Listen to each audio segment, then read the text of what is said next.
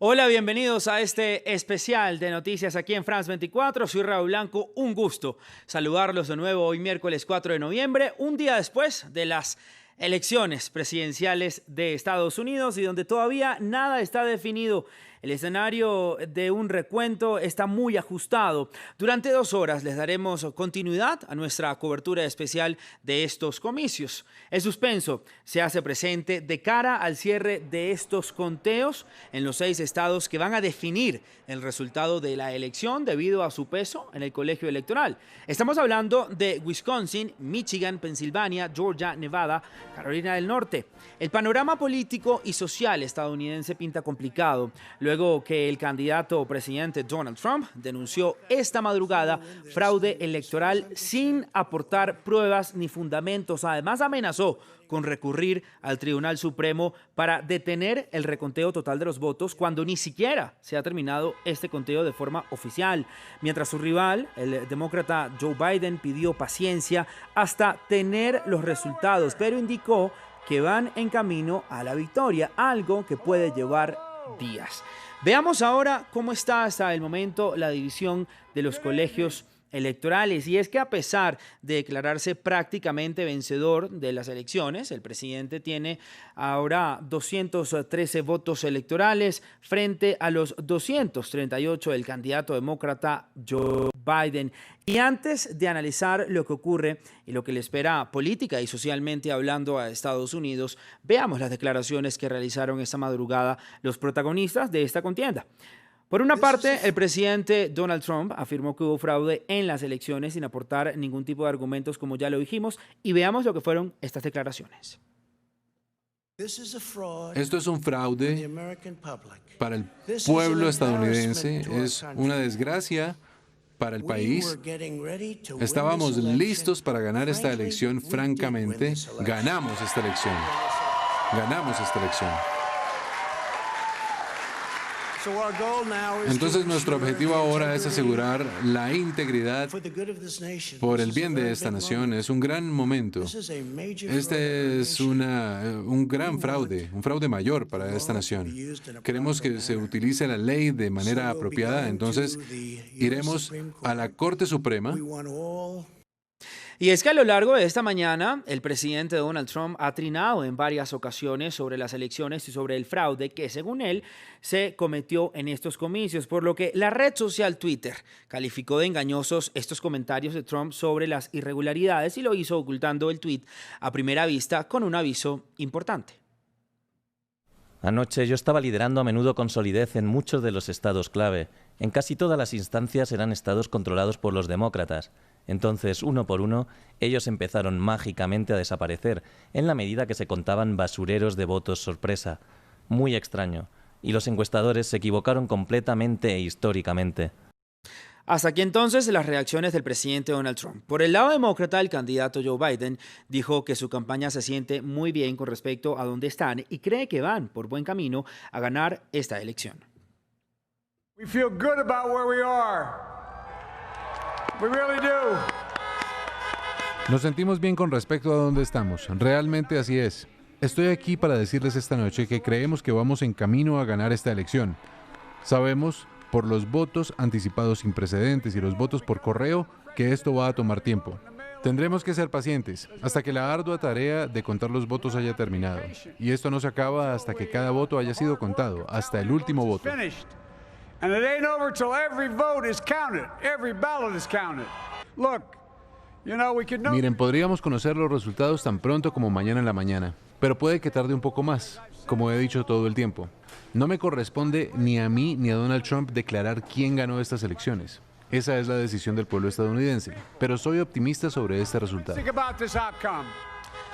Y es que la campaña del candidato presidencial demócrata Joe Biden aseguró que este miércoles por la tarde podrían declarar la victoria porque sus datos internos apuntan a que se ha conquistado Wisconsin, Nevada, Michigan y Pensilvania, estados donde aún no hay un resultado final. Además, el equipo de Biden aseguró que Trump se arriesga a una embarazosa derrota si acude a la Corte Suprema. Escuchemos parte de estas declaraciones. Joe Biden is on track to win this election. Joe Biden está en camino para ganar estas elecciones y será el próximo presidente de Estados Unidos. Por lo tanto, creemos que estamos en un camino claro hacia la victoria. Para esta tarde esperamos que el vicepresidente tenga resultados en los estados que le otorguen más de los 270 votos electorales. Por supuesto, tenemos invitados y corresponsales a lo largo de estas 2 horas de especial de noticias. Me acompaña en el estudio David Castrillón, docente investigador de la Universidad de Externado y experto en relaciones de Estados Unidos y China. David, gracias por estar con nosotros. Desde Washington, la capital estadounidense, también nos acompaña Michelle Manat, analista política y ex asesora del Departamento de Estado de Estados Unidos. Michelle, un gusto saludarla nuevamente. Y Robert Valencia, periodista y analista político internacional desde la ciudad de Nueva York. Estos serán nuestros analistas y ahora nos acompaña desde Washington también nuestro corresponsal Cristóbal Vázquez desde la capital estadounidense, está Mamen Sala desde Filadelfia en Pensilvania y por el otro lado está Antonio Belchi desde el estado de la Florida en la ciudad de Miami y Susana Mendoza en San Francisco, el estado de California. Gracias por acompañarnos y ahora sí entonces empezamos con las preguntas y el análisis de lo que está ocurriendo en Estados Unidos y lo que está por ocurrir en la Unión Americana. Vamos en directo con nuestro corresponsal en Washington, D.C. Cristóbal, le pregunto qué reacciones hay en todos los sectores políticos sobre estas declaraciones que acabamos de ver de los actores políticos. Varias reacciones, tanto de demócratas como de republicanos, de resaltar 3. La primera del periodista Chris Wallace, de corte conservador que trabaja en Fox, que ha dicho que la situación ya estaba inflamable y Donald Trump con estos trinos, con estos mensajes, simplemente le pone un fósforo a esta situación inflamable. Otra reacción, la de Chris Christie, que fue el gobernador del estado de Nueva Jersey, que dijo que este simplemente era una posición política lamentable por parte del presidente Trump y otros periodistas también que han dicho que esto simplemente es castrar los datos, castrar la realidad que pues el presidente Trump trata de evitar con este tipo de comunicaciones. Todo tipo de reacciones y los medios de comunicación pues ya también habían anticipado este tipo de posiciones por parte del presidente Donald Trump, entre ellos Axios, que recordemos dijo Donald Trump se iba a declarar ganador e iba a llamar a fraude. Así es, Cristóbal. También el presidente Donald Trump declaró, como ya lo dijimos, que hubo fraude a tempranas horas de la madrugada y además que llevará estas elecciones a la Corte Suprema de Justicia del país. Le pregunto si esto realmente es posible, si el mandatario puede anular estas elecciones en la Corte Suprema. Sí, lo que puede hacer el presidente Trump es impugnar las elecciones. Esto entonces llevaría a que sea la Corte Suprema la que abra una investigación a las elecciones y entonces, tras abrir esta investigación en la Corte Suprema, se empezaría a indagar estado por estado el proceso de votación. Y es que hay que resaltar que acá las elecciones tienen reglas dependiendo de cada estado. Por eso entonces, si se abre una investigación en la Corte Suprema, entonces sería una investigación estatal, una indagación estado por estado en proceso electoral. Y ahí entonces también la importancia de que una semana antes de esta elección el presidente Trump haya impulsado el nombre de Amy Coney Barrett para llegar a la Corte Suprema y asegurar esos 6 votos de corte conservador y entonces así poder llevar esta investigación estado por estado a nivel nacional. Cristóbal, y es que ya son también varios los juicios que están en curso en diferentes estados. ¿Podría esto posponer el anuncio del ganador de estas elecciones presidenciales? Yo no diría que tanto posponer, pero sí incluir obviamente. Ya hay más de 300 demandas a nivel nacional en todos los estados del país, demandas que van, por ejemplo, sobre cómo se trató el tema del coronavirus en los puestos de votación y en las reuniones de los partidos, demandas que van también en lo que tiene que ver con el porte de armas en los centros de votación. Es algo que varios estados han demandado. Es que recordemos que el presidente Trump durante los días de campaña impulsó a mucha gente a que saliera a vigilar las elecciones. La gente en varios estados y como lo hemos visto en varias imágenes, salió con armas para pues estar en los centros de votación. Esto muchas personas lo interpretaron como intimidación al votante y obviamente de ahí se derivaron las demandas. También pues una de las demandas a resaltar es el tema de la extensión del conteo de los votos por correo. Se logra entonces a partir de esta demanda que la extensión llegue hasta el 6 de noviembre. 3 días más entonces tendrán pues varios estados para poder contar sus votos por correo y ahí es donde podría efectivamente terminar influyendo, no tanto postergando, sino influyendo en quién va a ser el ganador de esta elección presidencial.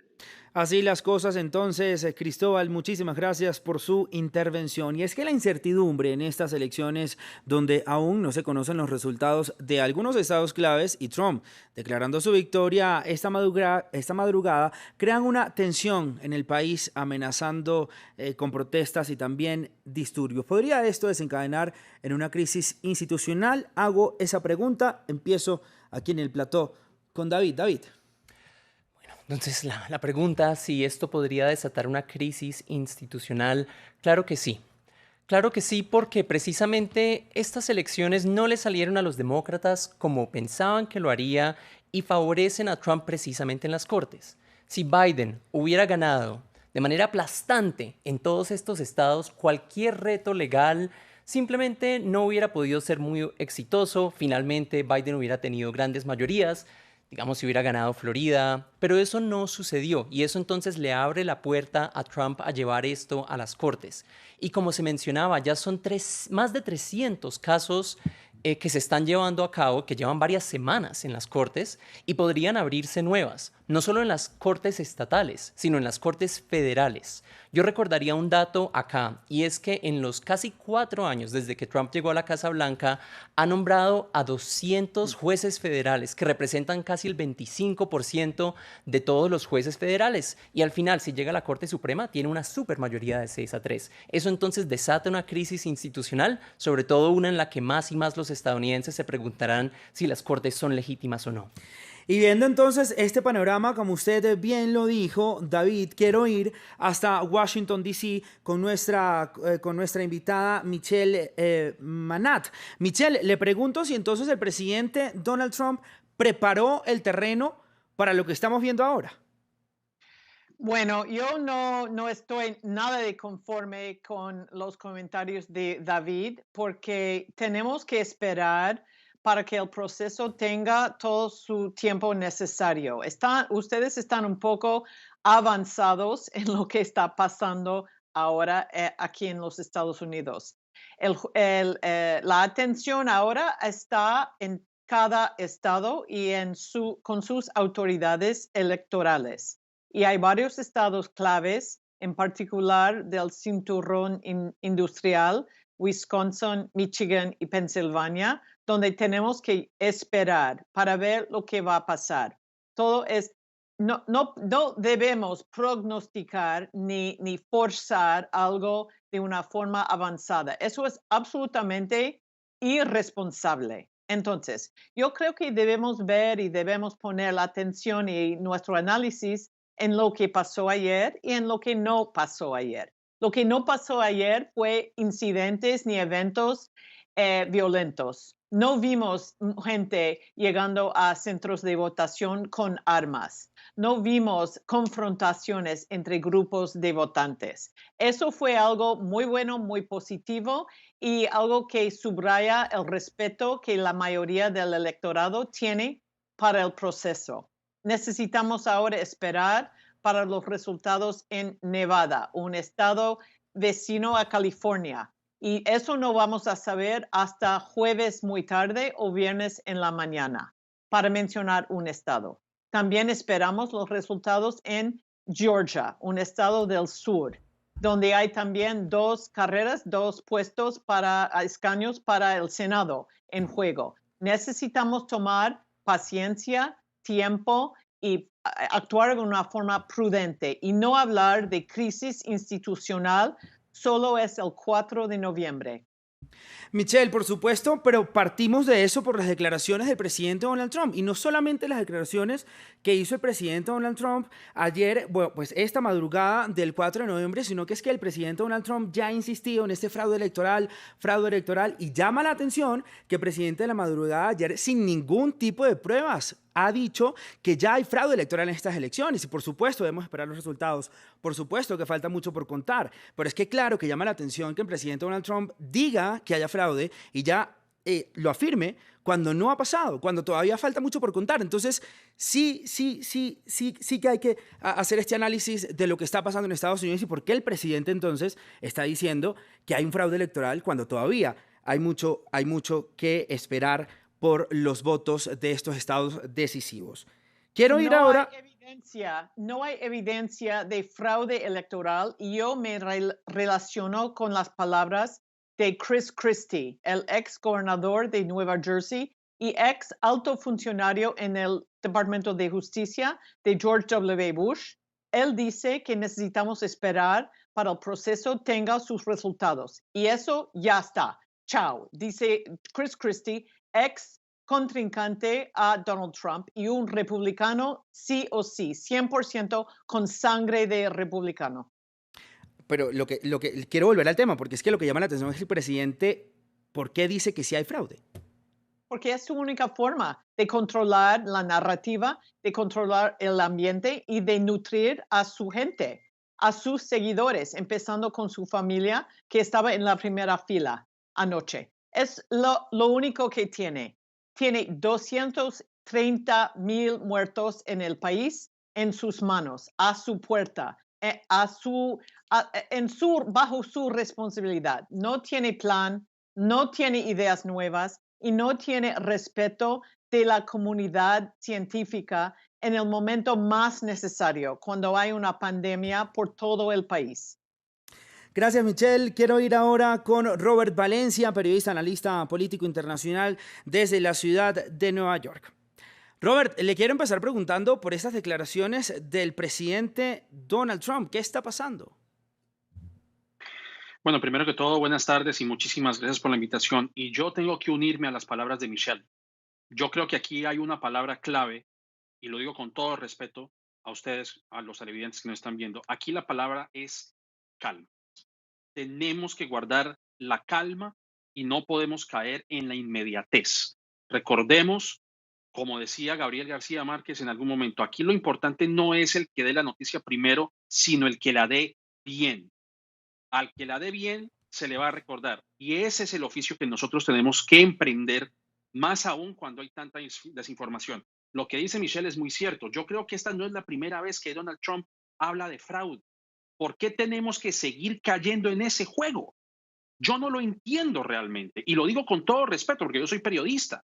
Pero es que esta no es la primera vez que lo dice. Él ha hablado de fraude desde el 2016. Mire, para hacer una referencia y una reseña simplemente, cuando terminaron las elecciones del 2016, Donald Trump, que tiene un complejo de inferioridad, porque hay que decirlo, creó un comité donde supuestamente decía que el voto popular que lo ganó Hillary Clinton era fraudulento. Creó un comité encabezado por Chris Kobach, que era el secretario de Estado de Kansas, si mal no estoy. ¿Y qué encontraron? Nada. No encontraron nada porque no había ningún tipo de incidencia, no había ningún tipo de evidencia de fraude. El voto por correo se ha hecho por más de 100 años y esto lo hemos hablado incluso en este espacio. No hay ningún, es decir, les hago una reseña que precisamente llegó hace poco. Mire, 8,000 votos por correo, por balota, fueron rechazados en Georgia y Florida, no porque hubiera un fraude, sino porque son temas de mera logística, porque la firma está mal puesta, porque no se rellenó bien el nombre del candidato, porque la dirección del lugar de residencia no estaba bien puesto. Pero una cosa es problemas de logística y otra cosa es un fraude o un fraude masivo como lo quiere hacer ver el presidente. Y lo que ha él hecho no es nada nuevo bajo el sol. Miren, remitámonos a lo que sabemos hasta ahora, no hagamos suposiciones. Todo lo que hemos visto hasta el momento, como bien lo indica Michelle, lo sabemos. Sabemos que Trump iba a ganar la Florida, estaba dentro del pronóstico. Sabíamos que Trump iba a ganar Ohio, eso estaba dentro del pronóstico. Sabíamos que iba a ganar Texas, eso estaba dentro del pronóstico, a pesar de que la contienda estaba cerrada. No sabemos qué está pasando en Georgia, porque todavía faltan los conteos del condado más grande en ese lugar, que es Fulton County. Faltan los conteos en algunas ciudades en Carolina del Norte. Falta 1 millón de boletas en Pensilvania, porque en la ciudad de Filadelfia se había detenido el conteo anoche y están volviendo a hacerlo. Como bien lo menciona la invitada, falta Nevada, falta Alaska, falta Michigan. Wisconsin ya sabemos que por un pequeño margen Biden lo ganó, 20.697 votos. Amparémonos en lo que nosotros sabemos y no hagamos conjeturas, no hagamos suposiciones. Esto, todo lo que hemos estado viendo, simplemente es lo que ya se sabía que iba a pasar. Se sabía que no íbamos a saber si había un presidente en la noche de ayer, tampoco sabemos que hay presidente hoy y probablemente no sepamos si hay un presidente hasta el viernes. Entonces, actuemos bajo lo que sabemos. Sí hay una crisis institucional, bueno, hay una crisis generalizada en Estados Unidos, eso tampoco es un secreto, hay una crisis racial que no vemos desde los años 60, hay una crisis económica que no vemos desde los años 30 y hay una crisis de salubridad nacional que no vemos desde 1918. Pues por supuesto, es una crisis, son 3 crisis en una, por supuesto que sí. Pero como bien lo hemos visto, pues sí, el Departamento de Seguridad Nacional emitió una alerta porque probablemente se hablaba de actividades de las milicias, que en mi opinión realmente esos son grupos terroristas domésticos. Se hablaba de que iban a haber disturbios, no los ha habido hasta el momento. Sí, hay que prestar atención a lo que dice el presidente porque obviamente sus palabras tienen consecuencias, pero volver a caer en el juego de Donald Trump de decir que hay un fraude y amplificar la mentira no le está haciendo un servicio adecuado a los televidentes. Y lo tengo que decir con todo el respeto. Por supuesto que no, Robert y Michelle. Yo no sé si me malinterpretaron cuando yo lo dije. Nosotros, desde el inicio de esta transmisión, dijimos que el presidente Donald Trump ha declarado un fraude sin ningún tipo de fundamentos. Es que nosotros en ningún momento hemos dicho que hay un fraude electoral, sino que nos alarma a nosotros como equipo periodístico que el presidente Donald Trump, sin ningún tipo de fundamentos, esté diciendo ya que en Estados Unidos hay un fraude electoral cuando todavía falta mucho por contar, como le estamos diciendo aquí. Es que eso es lo que nos alarma a nosotros y por supuesto queremos analizarlo acá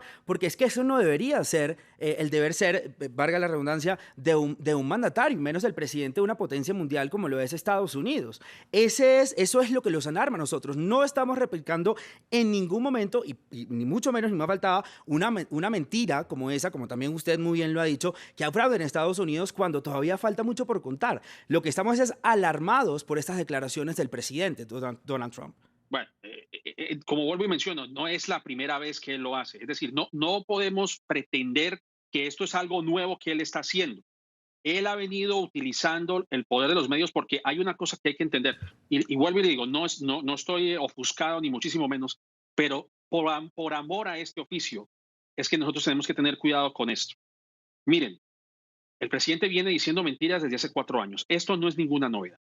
Es decir, y entiendo la gravedad del asunto porque yo creo que igual tampoco podemos darle, es decir, entiendo la dicotomía y entiendo la contradicción de cierta manera, porque sí, obviamente nuestra misión es informar, pero hay que contextualizarlo y no sacar una cosa de contexto cuando en el plano general esto es lo que hemos visto y esta ha sido una táctica que ha venido haciendo Donald Trump. Es un agitador.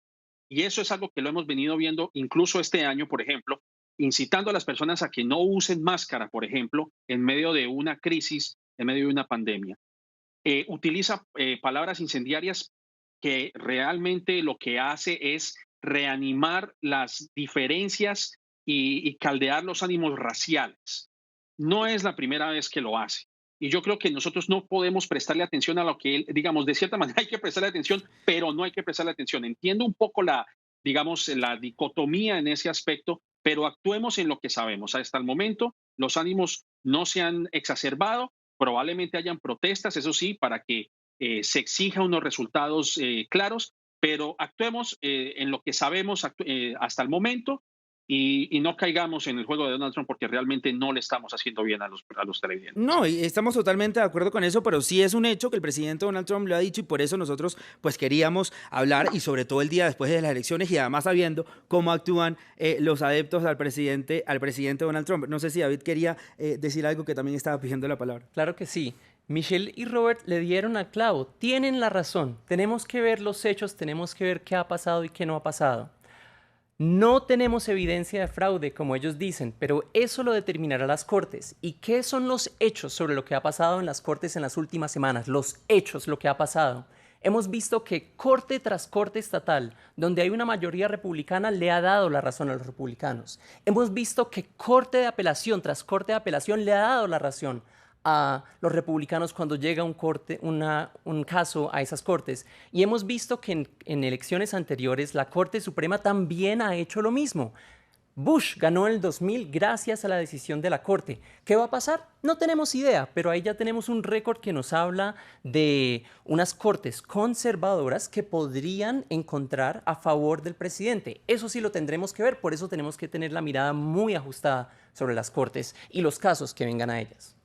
Michelle, quiero ir con usted nuevamente a la ciudad de Washington, D.C. ¿Esto ya había pasado anteriormente, lo que está haciendo el presidente Donald Trump en ese momento? Cada elección es distinta, cada electorado es nuevo. Es muy complicado, entiendo, pero así es. Pero yo quiero subrayar que la mirada, voy a pedir que la mirada esté en cada estado y en sus instituciones de elecciones, sus funcionarios, el secretario o la secretaria de Estado en Nevada, en Michigan, en Pensilvania, en Georgia. Eso es donde la mirada debe estar ahora, por los días que vienen. Y otra cosa que quiero separar o distinguir, hacer una distinción con mi colega Daniel, es que la verdad hemos visto resultados o decisiones, mejor dicho, de varios jueces en el país, en particular subrayo yo en Texas, que no son únicamente a favor de los republicanos. Así que no es blanco y negro. Eso es la realidad de Estados Unidos en 2020. Pero es súper preocupante que en un momento, cuando hay crecimiento de la tasa y presencia de COVID-19 impactando a todo el planeta, que el señor presidente Donald J. Trump en la fecha de hoy no puede encontrar una forma de decir y de compartir palabras que pueden calmar y tranquilizar al mundo, al planeta que está tan agitada, hasta en una fecha tan importante y patriótica como es el 3 de noviembre. Donald Trump es lo que dice su sobrina Mary Trump. Es siempre egoísta. Nunca aprendió a compartir éxito ni situaciones complicadas con otros. Siempre y todo sale desde su cerebro, desde sus necesidades, y él de ninguna forma puede sentir y empatizar con la situación de otros. No importa si está al principio de su presidencia o, como yo lo veo, al final, a meses, a semanas de su presidencia. Y eso es una tragedia para todos nosotros, no únicamente para demócratas, sino para todo el pueblo norteamericano. Gracias, Michelle. Robert, vuelvo con usted a la ciudad de Nueva York y le quiero preguntar si el país había estado antes tan dividido en una elección como cuando llegó ahorita Estados Unidos a estas elecciones del día de ayer. Bueno, se hablaba de que sí había algún tema similar hace aproximadamente 100 años donde había una gran división, pero yo creo que en temas, digamos, contemporáneos no se había visto una elección donde ha habido tanta división. Pero yo creo que aquí hay un punto importante de mencionar, y es que esto no ocurre de manera fortuita y esto no es producto del azar. Este sentimiento de división viene incluso desde el 2008.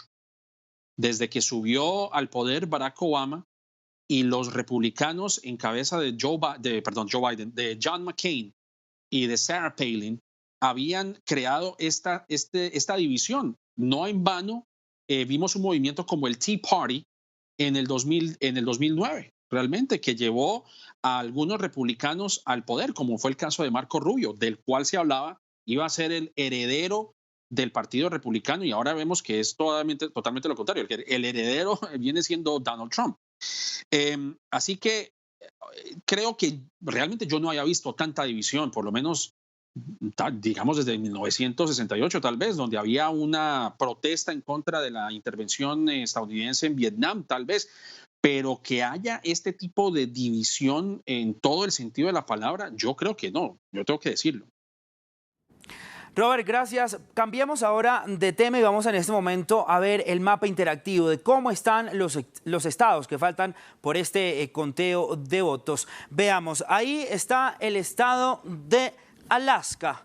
Alaska con 3 votos electorales, todavía está por definirse, pero la ventaja podría estar hacia el lado republicano con el presidente Donald Trump. Así las cosas entonces en Alaska. Veamos ahora otro estado, el estado de Nevada. Son 6 votos electorales. Estaría la balanza inclinada hacia el lado demócrata con Joe Biden con el 49.23% frente al 48.59% del presidente Donald Trump. Vamos con otro estado clave en estos comicios y es el estado de Wisconsin. El estado de Wisconsin podría ser un estado demócrata con el 47.59% de los votos frente al 48.95% que sacaría el republicano Donald Trump.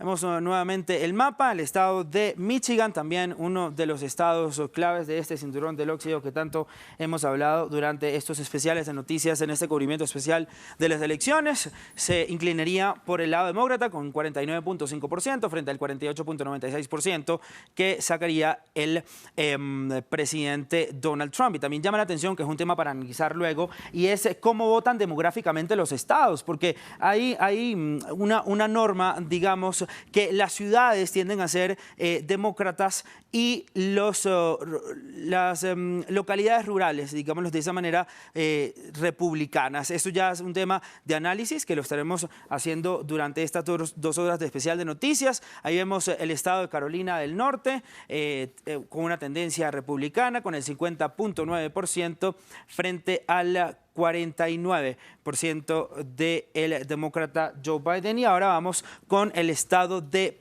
Pensilvania, estado clave y estado que ha estado en boga en estas últimas horas, en estas elecciones, y por eso tengo acá en el estudio a nuestra periodista Andrea Maya. Andrea Maya, hablemos de la importancia del estado de Pensilvania con cerca de 3 millones de votos. ¿Por qué tan importante Pensilvania y por qué tan disputado? Y vemos que pues ya se inclinaría a un lado republicano, pero todavía falta muchos votos por contar.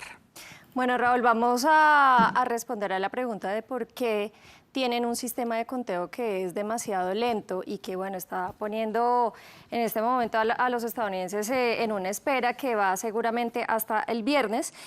Los analistas dicen que es una completa pesadilla este sistema de conteos en Pensilvania porque es un sistema lento, ¿sí? Entonces, las autoridades de Pensilvania le han dicho al servicio postal que ellos pueden entregar los sufragios hasta el viernes, siempre y cuando esas papeletas se hayan mandado antes del martes. También es un sistema que permite contar apenas 10.000 votos por hora, lo que significa que en los cambios de turno de las personas que están ahí sentadas durante, no sé, 8 horas, 10 horas, esos cambios de turnos pues retrasan y estos 10.000 votos que se cuentan por hora, pues la cifra va a estar cambiando. También pues a raíz de todas las restricciones y las cosas que se están haciendo por el COVID-19, pues todos estos puestos de conteo tienen una estricta limpieza que pues todo esto se va sumando a por qué finalmente este sistema es lento. A partir de que se reciben todas las papeletas, pues el proceso es como en todo lado, se siguen 3 pasos: el de verificación, luego se tienen que procesar y finalmente tienen que ser contados. Para poner dos ejemplos de estados en donde esto no sucede, podemos hablar de los estados de Georgia y también de Florida. En Georgia, por ejemplo, el conteo de votos por correo comenzó hace ya más de 2 semanas y en Florida comenzó incluso hace 3 semanas. Así es, Andrea, gracias entonces por la información, pero vamos entonces ahora de inmediato a Filadelfia, Pensilvania, con nuestra enviada especial, Mamen Sala. Mamen, falta todavía alrededor de 1 millón de votos por contar en este estado. La pregunta del millón, ¿cuándo se van a conocer estos resultados para ver cómo queda finalmente el mapa electoral, azul o rojo en Pensilvania? Esa es efectivamente, Raúl, la gran pregunta, y hace poco menos de 1 hora y media el gobernador demócrata de este estado de Pensilvania parece haberla aclarado un poco, dando una estimación de que podríamos tener que esperar hasta este viernes, como comentabais, para conocer esos resultados, una fecha a la que parecería que también se podría sumar a Wisconsin en ese lento conteo de votos. Aquí en Pensilvania, como os decía, el gobernador demócrata ha hecho una intervención ante las cámaras, ante los periodistas, ha dicho que con estas elecciones se está poniendo a prueba la democracia de este país y se está haciendo un pulso contra los valores fundacionales de Estados Unidos. Ha dicho que no descansará hasta que terminen de contarse todos los votos, porque cada persona cuenta un voto y todos van a ser contados en estas elecciones. Aquí en Pensilvania, de momento, con cerca de un 65-66% de los votos escrutados, como decíais, la victoria va para Donald Trump. En este caso también ocurre un poquito lo que estabais comentando. En las grandes ciudades como Pittsburgh o aquí en Filadelfia, donde nosotros nos encontramos, ese voto se inclina más hacia el lado demócrata, mientras que en los suburbios, en las zonas más agrícolas del estado, iría más el voto hacia Donald Trump. Pero como decíais, hay que esperar, hay que ser prudentes para no adelantarnos en estos resultados. Ahora lo que sí que están empezando es esos cálculos matemáticos de cuántos estados o cuántas zonas necesitaría ganar cada candidato para llegar a esa cifra mágica de los 270 votos. Parece ser que Trump necesitaría Pensilvania, a pesar de haber conseguido esa Florida y ese triunfo en algunos estados claves del sur, y del sureste del país. Y Biden podría llegar a esos 270 votos electorales, haciéndose con Wisconsin, Michigan y Nevada. Mamen, es así, y ambos candidatos entonces han declarado la victoria en este estado de alguna manera, y cada uno pues también a su manera. Donald Trump amenazando y Joe Biden pidiendo un poco de calma. Sí, yo creo, Raúl, que la forma en la que cada uno ha hecho sus intervenciones en esta pasada noche explica muy bien cómo han llevado cada uno su campaña y cuál es su actitud, ¿no?, en estos comicios. Mientras que el equipo de Joe Biden ha anunciado hace muy poco que esta misma tarde podría declarar la victoria, eso sí, siempre y cuando el recuento de votos haya terminado o sea claro cuál es el resultado, porque ese recuento de votos ya hemos dicho que podría prolongarse un poquito más de lo esperado. El presidente Donald Trump decía anoche que se tomaba esa victoria a pesar de que no hubiese terminado el recuento de votos, pero podría necesitar pedir un recuento de votos, a pesar de que no hubiese terminado ese cuento de votos en las urnas, pero podría recurrir a un recuento de votos, incluso estaría amenazando con judicializar estos comicios. Así que efectivamente son dos formas muy diferentes de acercarse a esa victoria en estas elecciones que desde luego están siendo históricas en todos los sentidos. Así es, Mamen, y además de Pensilvania también se están esperando los resultados en 2 estados clave de este cinturón del óxido, como es Michigan y Wisconsin. Le pregunto cuál es la situación en esos estados. Así es, Raúl, estamos hablando del cinturón del óxido o la llamada muralla azul. ¿Por qué la llamamos así? Porque ha sido históricamente demócrata desde 1992 hasta que en el 2016 Donald Trump, de manera sorpresiva, consiguió arrebatar estos estados a los demócratas, que esperan recuperar en estos momentos. Pensilvania, como decíamos, parece que se inclinaría hacia Trump. Wisconsin y Michigan, con unos resultados muy ajustados, parece que favorecerían al demócrata Joe Biden, pero estamos hablando hablando de una zona que podría votar, que suele votar en bloque y podría ser que por primera vez se dividiera. Es algo que tendremos que esperar todavía para conocer esa muralla azul, esa zona industrial del país donde hace 4 años muchos de sus trabajadores se sintieron abandonados. Se vivió, no hacía tiempo, en los años 50 se vivió una época de apogeo industrial muy bueno que terminó, y precisamente cuando Donald Trump llegó en el 2016 y se presentó como un magnate rico de Wall Street, muchos vieron en él esa persona que podría devolverles ese apogeo industrial, que podría devolverles los trabajos, que podría devolverles toda esa población que acabó huyendo del Estado buscando trabajo en otros sitios. Parece que 4 años después esa recuperación económica no ha sido como se esperaba, y pues muy pronto veremos si realmente esos ciudadanos han creído o no, ya no solamente las promesas de Donald Trump, sino 4 años en el poder que nos han permitido ver cuál es su manera de hacer política. Así es, Mamen, gracias por la información, gracias por siempre estar con nosotros. Quiero volver entonces ahora a la ciudad de Washington, D.C., la capital de Estados Unidos, con Michelle Manat. Michelle, ¿por qué la importancia de esos estados? Y además, como lo conversábamos anteriormente con nuestra periodista Andrea Maya, ¿por qué se comporta demográficamente el voto de esa manera? Hablamos de en las ciudades tendencia demócrata y en lo rural republicano. Bueno, son los 3 estados claves porque tienen el peso, tienen el conteo de votos en el colegio electoral y son súper peleados desde 2016 hasta 2020. Es así porque otros estados siempre tienen tendencia de votar o azul o rojo, por ejemplo, como es la Florida. Pero es el bullseye, es la tope central para las elecciones presidenciales. Ojalá que en otro momento podamos comentar un poco de lo que pasó en otras elecciones, otros candidatos y referéndum, etcétera. Pero eso es donde todo está en juego, esos 3 estados más Alaska, más Georgia. Y con esto vamos a ver. Y Pensilvania creo que va a ser el último para tener los resultados. Hay que tener prudencia, es la palabra del día. Yo quiero todavía, y falta esto, yo creo, que entender bien el diálogo y la agenda y el mensaje de Donald Trump y cómo ganó hace 4 años atrás en el colegio electoral, no en el voto popular, y cómo sigue trayendo y nutriendo a su gente, a sus votantes. Y es su mensaje de resentimiento.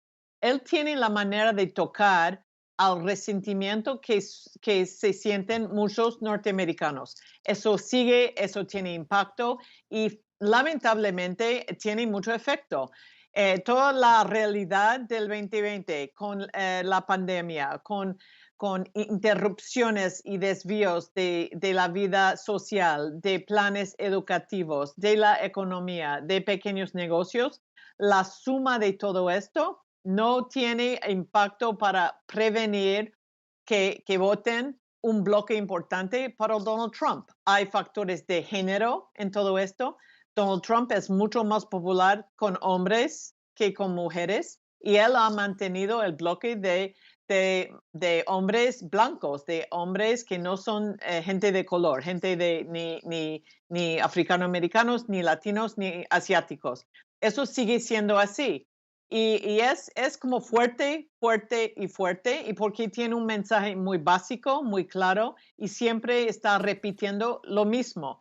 Otro factor para mí es que estamos viendo en un momento una sociedad con muchas distracciones y mucha presión, y Donald Trump es muy blanco y negro, muy básico. No habla de una forma que hay que dedicar 3 horas leyendo 3 periódicos.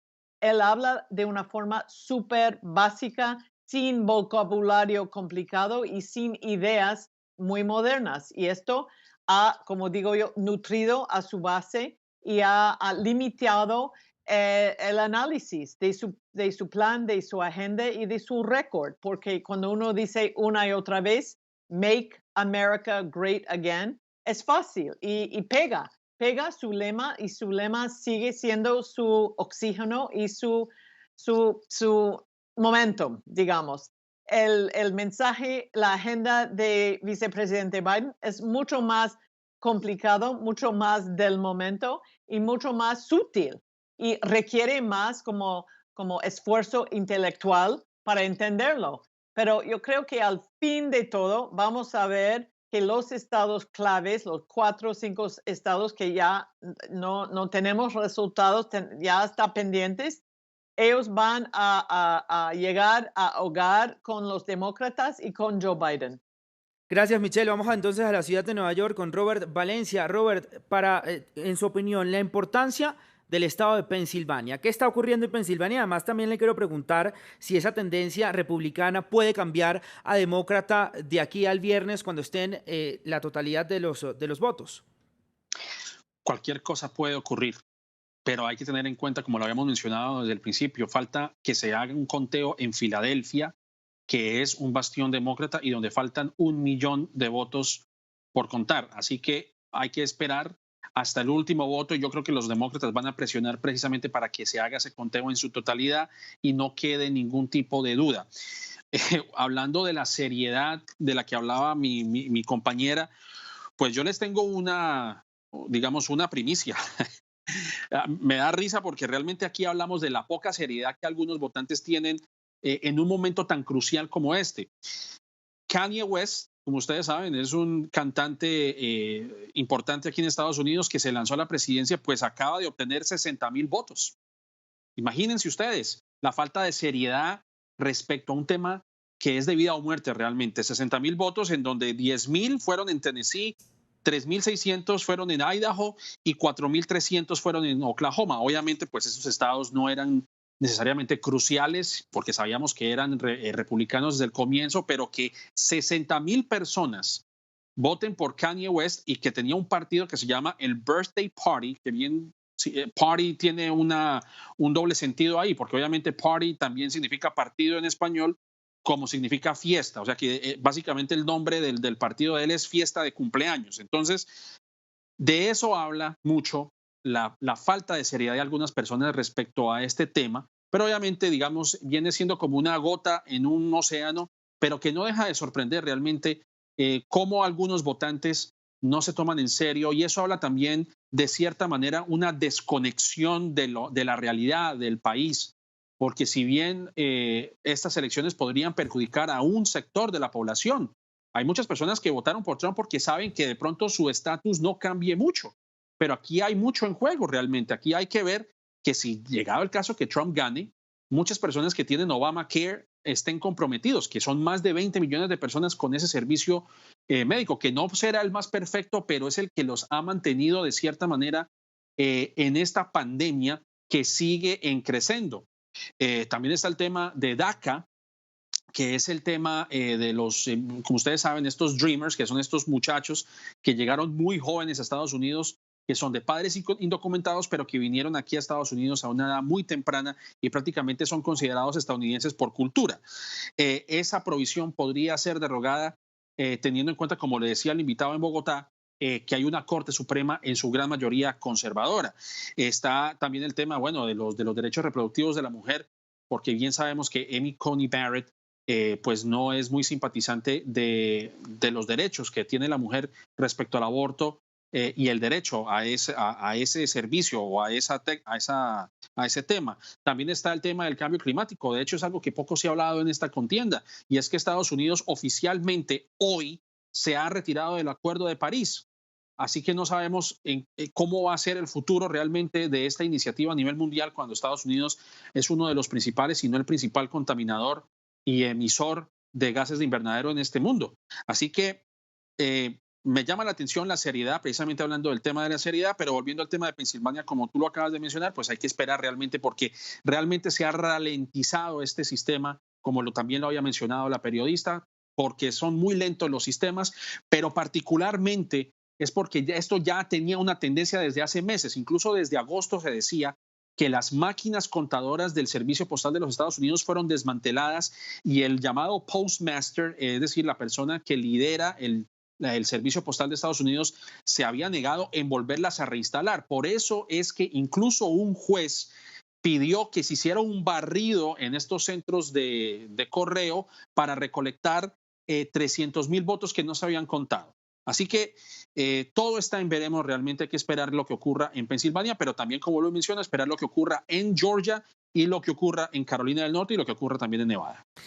Así es, Robert, gracias. Quiero volver aquí a Bogotá en el estudio con David Castrillón. David, su opinión de lo que ocurre en Pensilvania, ¿por qué tan importante? Y también quiero mencionar que el mapa electoral se ha mantenido en forma como lo vimos en el 2016, excepto a lo mejor por el estado de Arizona, que en esta oportunidad cambió a demócrata con el candidato Joe Biden. ¿Qué disgustó en este estado para no seguir con esa tendencia republicana? Bueno, en primer lugar, como se mencionaba antes, Pensilvania hace parte de esta muralla azul que sorprendió mucho cuando Trump ganó en el 2016. Es decir, estos estados en el cinturón de óxido sí han tenido una cierta tendencia en años recientes, por lo menos, hacia el Partido Demócrata, y en ese sentido, cuando Trump los ganó en el 2016, sorprendió. ¿Por qué Trump fue victorioso en esos estados hace 4 años? Se dice que en buena medida eso tenía que ver con su mensaje económico, de revitalizar a Estados Unidos, de volver a traer empleos a el país, y sobre todo en estos estados que, como bien dice su nombre, son estados que antes eran prósperos pero que cayeron en la desgracia. Entonces hubo un cierto ánimo, sobre todo entre personas blancas y mujeres. Viendo un poco el voto en Pensilvania y comparándolo con la tendencia nacional, vemos que en Pensilvania Trump tuvo 2% más de apoyo entre personas blancas y 3% más de apoyo entre mujeres. Ahora, ¿qué está pasando en este 2020? Tal vez precisamente que las promesas que hizo Trump no resultaron del todo ciertas.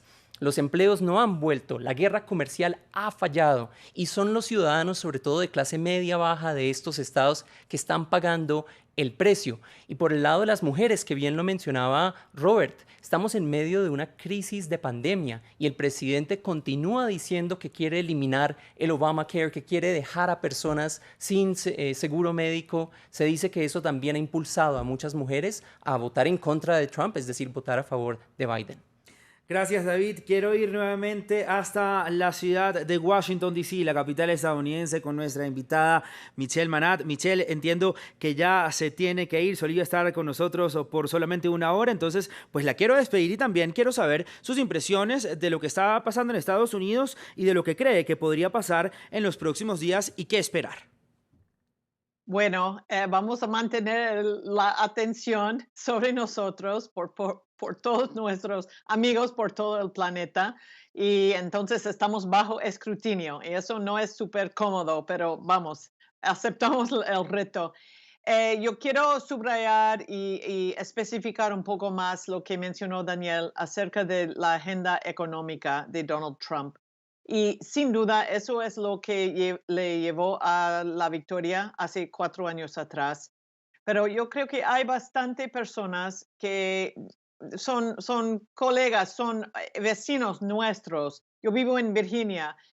Pensilvania está al lado de nosotros. Hay mucha gente que no tienen ni el tiempo ni el criterio para analizar y separar las palabras y las promesas vacías de Donald Trump con la realidad, porque están muy como estresados en su vida, tienen muchas cosas a la vez, tienen muchas presiones en su casa, con su familia, con búsqueda de cobertura médica, y por eso su lema tan básica y fácil, bueno, es como un dulce, es algo como un helado. Le siente bien en el momento y no le complica mucho la vida. Y yo tengo confianza, tengo mucha fe en la totalidad de nuestro poblado, que vamos a tener la mayoría de votantes populares y en el colegio electoral a favor de Joe Biden, porque Joe Biden es un señor, es un hombre y es un papá y abuelo que quiere lo mejor para el país. Y siempre ha sido su mensaje, quiere restaurar el alma del país. Entonces, vamos a escuchar de la campaña Biden y de varios funcionarios importantes, por ejemplo, del Congreso, la Nancy Pelosi, el senador Chuck Schumer, etcétera, vamos a escuchar que tengamos prudencia, que no lanzamos acusaciones nuevas y solamente tomamos los pasos necesarios para esperar y ver y tener la paciencia indicada para tener los resultados en su complejidad y con todos los detalles asumados. No vamos a lanzar, no vamos a forzar algo de un calendario artificial. Tengamos hasta enero, hasta el 20 de enero para la inauguración del próximo presidente. Así que hay tiempo que necesitamos y vamos a confiar en que las autoridades que tienen mucha, pero mucha experiencia y recursos y terminen su trabajo. Y pueden confiar que todo esto está en buenas manos. Michelle, muchísimas gracias. También gracias por ese mensaje de aliento en estos tiempos de incertidumbre. Era Michelle Manat desde Washington, D.C., la capital estadounidense, analista política y ex asesora del Departamento de Estado de Estados Unidos. Como siempre, un placer conversar con usted. Y es que si la costa oeste ha votado en favor de Biden, como se esperaba, todavía estamos esperando los resultados de 2 estados vecinos a California, donde se encuentra nuestra corresponsal Susana Mendoza. Susana, ¿cuál es la tendencia en el estado de Nevada? Pues por ahora Biden lleva un margen de diferencia de tan solo 1 punto. Es una campaña reñidísima aquí en Nevada. De hecho, Nevada ha anunciado esta mañana, hace apenas unas horas, que dejará de contar votos hasta por lo menos el jueves. La razón que ha dado es que aseguran que ya han contado todos los votos que se dieron ayer en persona, así como los votos anticipados, por lo que quieren esperar a recibir todavía más votos por correo para así seguir contando. Eso sí, también han anunciado que muy probablemente no terminen de contar todos los votos hasta por lo menos el martes, aunque quizá el viernes ya puedan empezar a tener más resultados preliminares.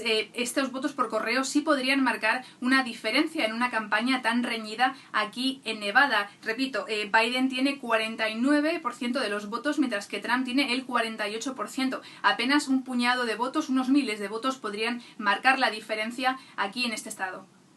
Ahora, Susana, los resultados de Nevada solo serán conocidos el día jueves. Le pregunto por qué han interrumpido este conteo. No han explicado, pero la razón puede ser precisamente porque ya han contado todos los votos que tenían y están esperando a recibir más votos por correo. De hecho, hasta la jornada de ayer, hasta el cierre de las urnas en Nevada, se podían seguir emitiendo votos por correo, por lo que tienen que esperar por lo menos 1 o 2 días hasta recibir más votos. Ahora, en Arizona, los primeros resultados muestran que los latinos se han movilizado en favor de Joe Biden. Eso representa una tendencia opuesta a lo ocurrido en Florida o en el estado de Texas, que votaron a favor del candidato republicano. Le pregunto cómo se entiende esta diferencia. Una de las razones podría ser que quizá el electorado latino en Arizona sí es más joven que Florida, y también que, por ejemplo, Florida sí tiene un electorado hispano que suele ser más de tendencia conservadora. En Florida también ha jugado mucho el hecho de que hay muchos grupos de latinos y hispanos que han movilizado este voto, sobre todo en ciudades clave como Phoenix.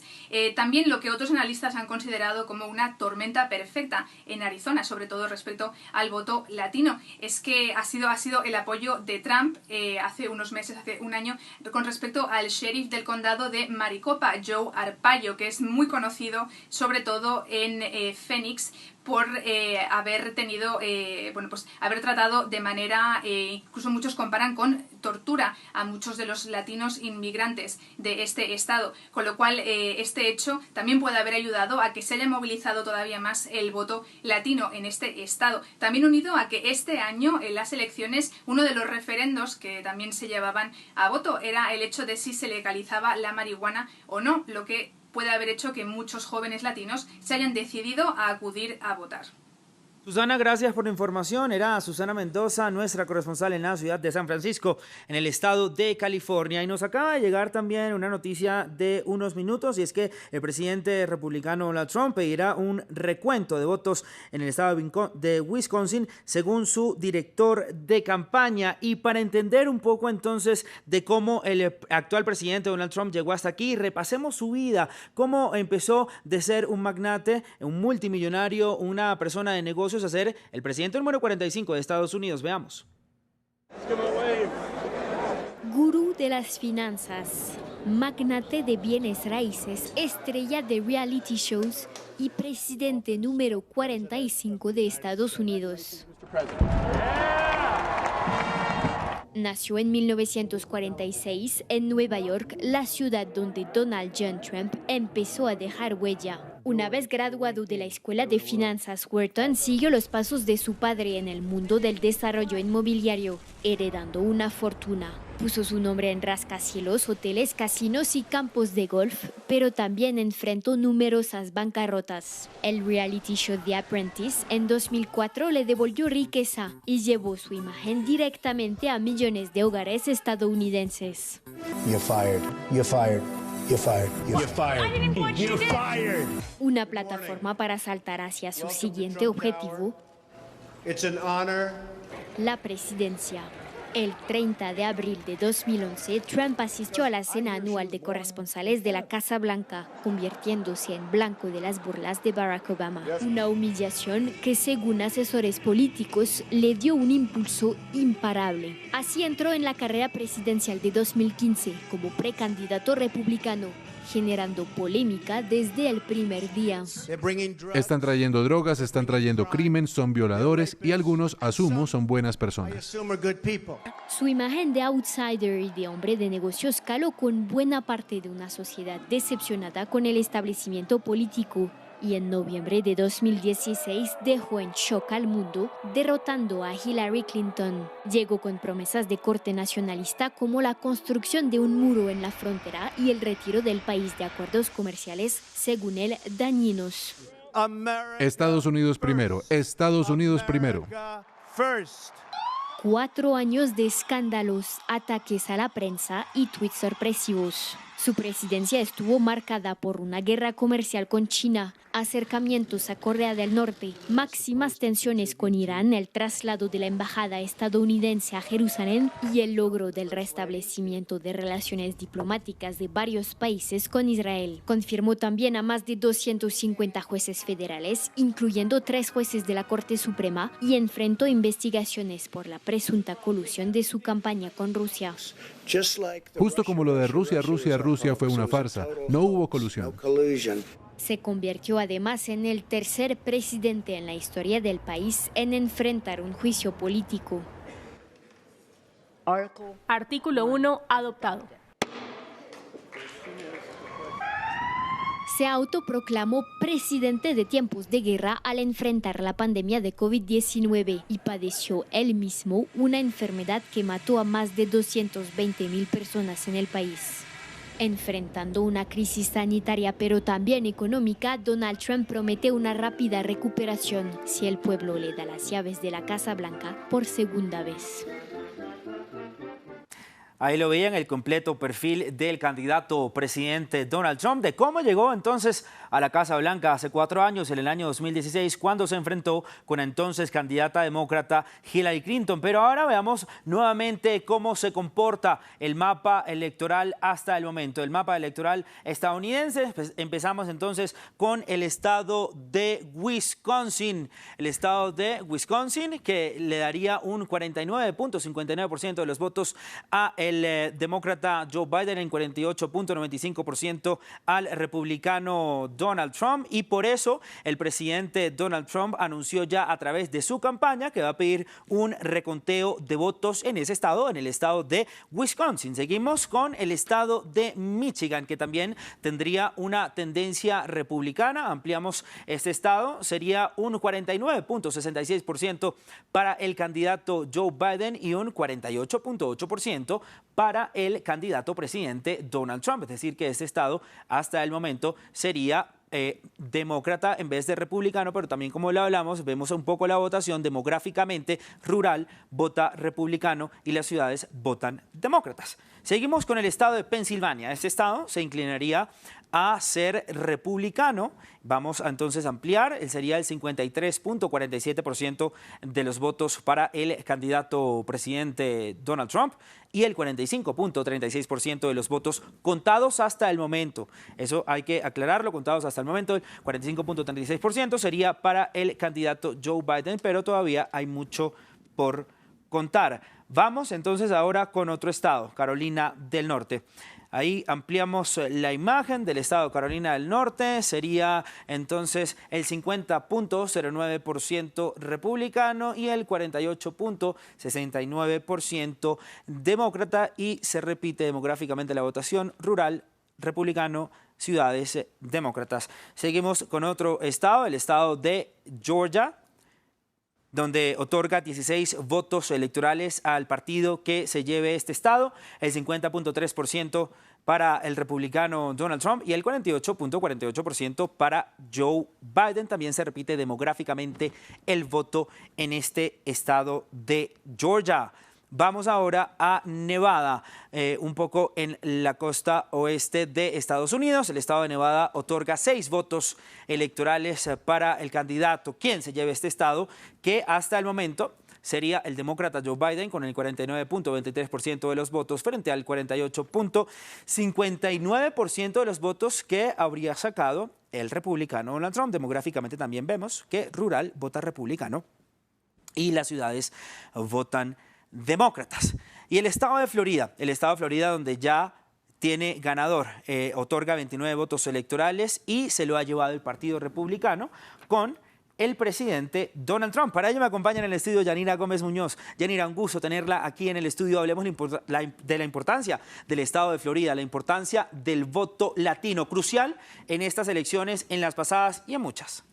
Pues la pregunta que nos hacemos ahora, Raúl, es ¿qué ha pasado en Florida? ¿Es realmente el voto ese que llamamos latino el que ha devuelto a Florida a Trump? Hay que empezar por un hecho básico y es que Donald Trump se ha hecho con Florida, logrando los 29 votos electorales que otorga este estado de los 270 que se necesitan para ser presidente. Es un número muy grande en un resultado que se ha dado muy ajustado, es una carrera muy apretada entre los dos contrincantes. Trump logró el 51,2% frente a un Biden con un 47,8%, ¿no? Esto en un estado, como decimos, que ha sido uno de los primeros en procesar muy rápido el recuento de votos y colgando un poco ese título de que normalmente Florida era un estado tedioso, de ese recuento eterno siempre, sobre todo desde antes del año 2000. Bien, pues este año la esperanza, por situarnos un poco, Biden tenía un 95% de posibilidades de ganar la Casa Blanca si también se hacía con este estado. Eso se ha reducido a un 40%, todavía está en contienda, pero para Trump Florida era la llave de su reelección, era una necesidad imperiosa tener este estado. Y no solo lo ha hecho de manera rápida, como hemos visto en este recuento, sino también dando una esperanza, al menos republicana, solo en Florida, en el sentido de que ha crecido las expectativas de sus partidarios, porque en 2016 recordemos que frente a Hillary Clinton se hizo con Florida con un margen de 1,2% de diferencia. Este año frente a Biden ha sido de más de 3 puntos porcentuales de diferencia y eso ha supuesto, solo mirando Florida, sin mirar el resto de los estados que ha conseguido por ahora, ha sido una gran victoria. Me gustaría, si quieres, Raúl, nos vamos a 2016 antes de pasar al mapa concreto para poder recordar cómo fue esa contienda Clinton-Trump hacia ese llamado voto latino. Por supuesto, Clinton no dejó de mirarlos en el sentido de que se fijó mucho en el condado de Miami-Dade. Allí hay una mayoría demócrata muy importante, hay una oposición férrea de origen cubano también, pero en ese 2016 Clinton arrasó en votos en ese condado, también lo hizo en ciudades como Broward, también con más de un 60% de los votos, igual que Biden ha ocurrido ahora. Pero ¿qué ha pasado? Trump, en esa fecha, en esa primera presidencial, tuvo una victoria muy grande de los latinos porque los sedujo, por un lado, por su discurso directo, que decía una de nuestras invitadas, pero también porque ganó el llamado corredor I-40 que vamos a mencionar varias veces. Solo para situarnos, ese corredor es como pasa por la autopista interestatal 40 que divide costa este, oeste, en Florida, ¿no? También hay un condado por el que pasa, que es, bueno, un condado en una ciudad de Orlando, que hay mucha población puertorriqueña. Entonces, con todos estos ingredientes, lo que ha ocurrido ahora con Biden es que ha flojeado allí donde Clinton sí tuvo mucho más votos, ¿no? Nos fijamos ahora sí en Miami-Dade, ahora sí miramos el mapa, porque Biden ha tenido una presencia en lugares como Orange, Duval, León, que estamos viendo aquí, ¿no? Cercanas a Miami, Orlando, Jacksonville, Tampa, son estos puntos azules con los que se ha hecho Biden, pero en contrapartida lo que ha pasado este año es que el voto anticipado demócrata ha flojeado, que se esperaba mucho más fuerte en Florida, y no solo eso, también el presencial, ¿no? Especialmente fijándonos en este condado de Miami-Dade, donde sí había una gran esperanza demócrata de que hubiese mucha más votación en las urnas, y eso es lo que no ha pasado. Este punto parece algo pequeño, ¿no? que vemos en el sur, parece algo pequeño que haya dependido tanto, pero sí, pese a tener esa mayoría demócrata, no ha funcionado para Biden. Sí, en cambio, vemos de nuevo esta dualidad para Trump, a favor de Trump. No ha ganado en Miami-Dade, ha sido demócrata, como decimos, pero ha subido de un 33% a un 46% su apoyo. Esto, como decimos, en un lugar y en un estado que no se esperaba, que estaba muy reñido, que podía caer, hoy sí, del lado demócrata, ¿no? Nos fijamos en los hispanos, estamos hablando de ellos y nos preguntamos si realmente depende esa victoria para Trump. Pero hay una paradoja, y es que en el sur de Florida, donde se sitúan, en Florida, en el estado, la población latina no alcanza el 25% del total. No deja de ser algo curioso que sea pequeño también y tenga mucha importancia, ¿no? En 2016 hemos intentado dibujar qué ha pasado, qué fue, por qué en un estado tan mezcla, con tanta variedad, como decimos, de latinos. De latinos, de acentos, también como decían ayer nuestros invitados. Hay venezolanos, hay cubanos, hay nicaragüenses, hay colombianos. Pianos, exacto, hay mucha, no podemos encasillarlo solo en un grupo, por supuesto. Entonces, queríamos saber en 2016 qué es lo que ocurrió. En 2020 nos hacemos un poco esa pregunta, porque si hay tanta mezcla, ¿cómo es que ganó en 2016 un candidato republicano y cómo ahora ha sido esa victoria, ¿no?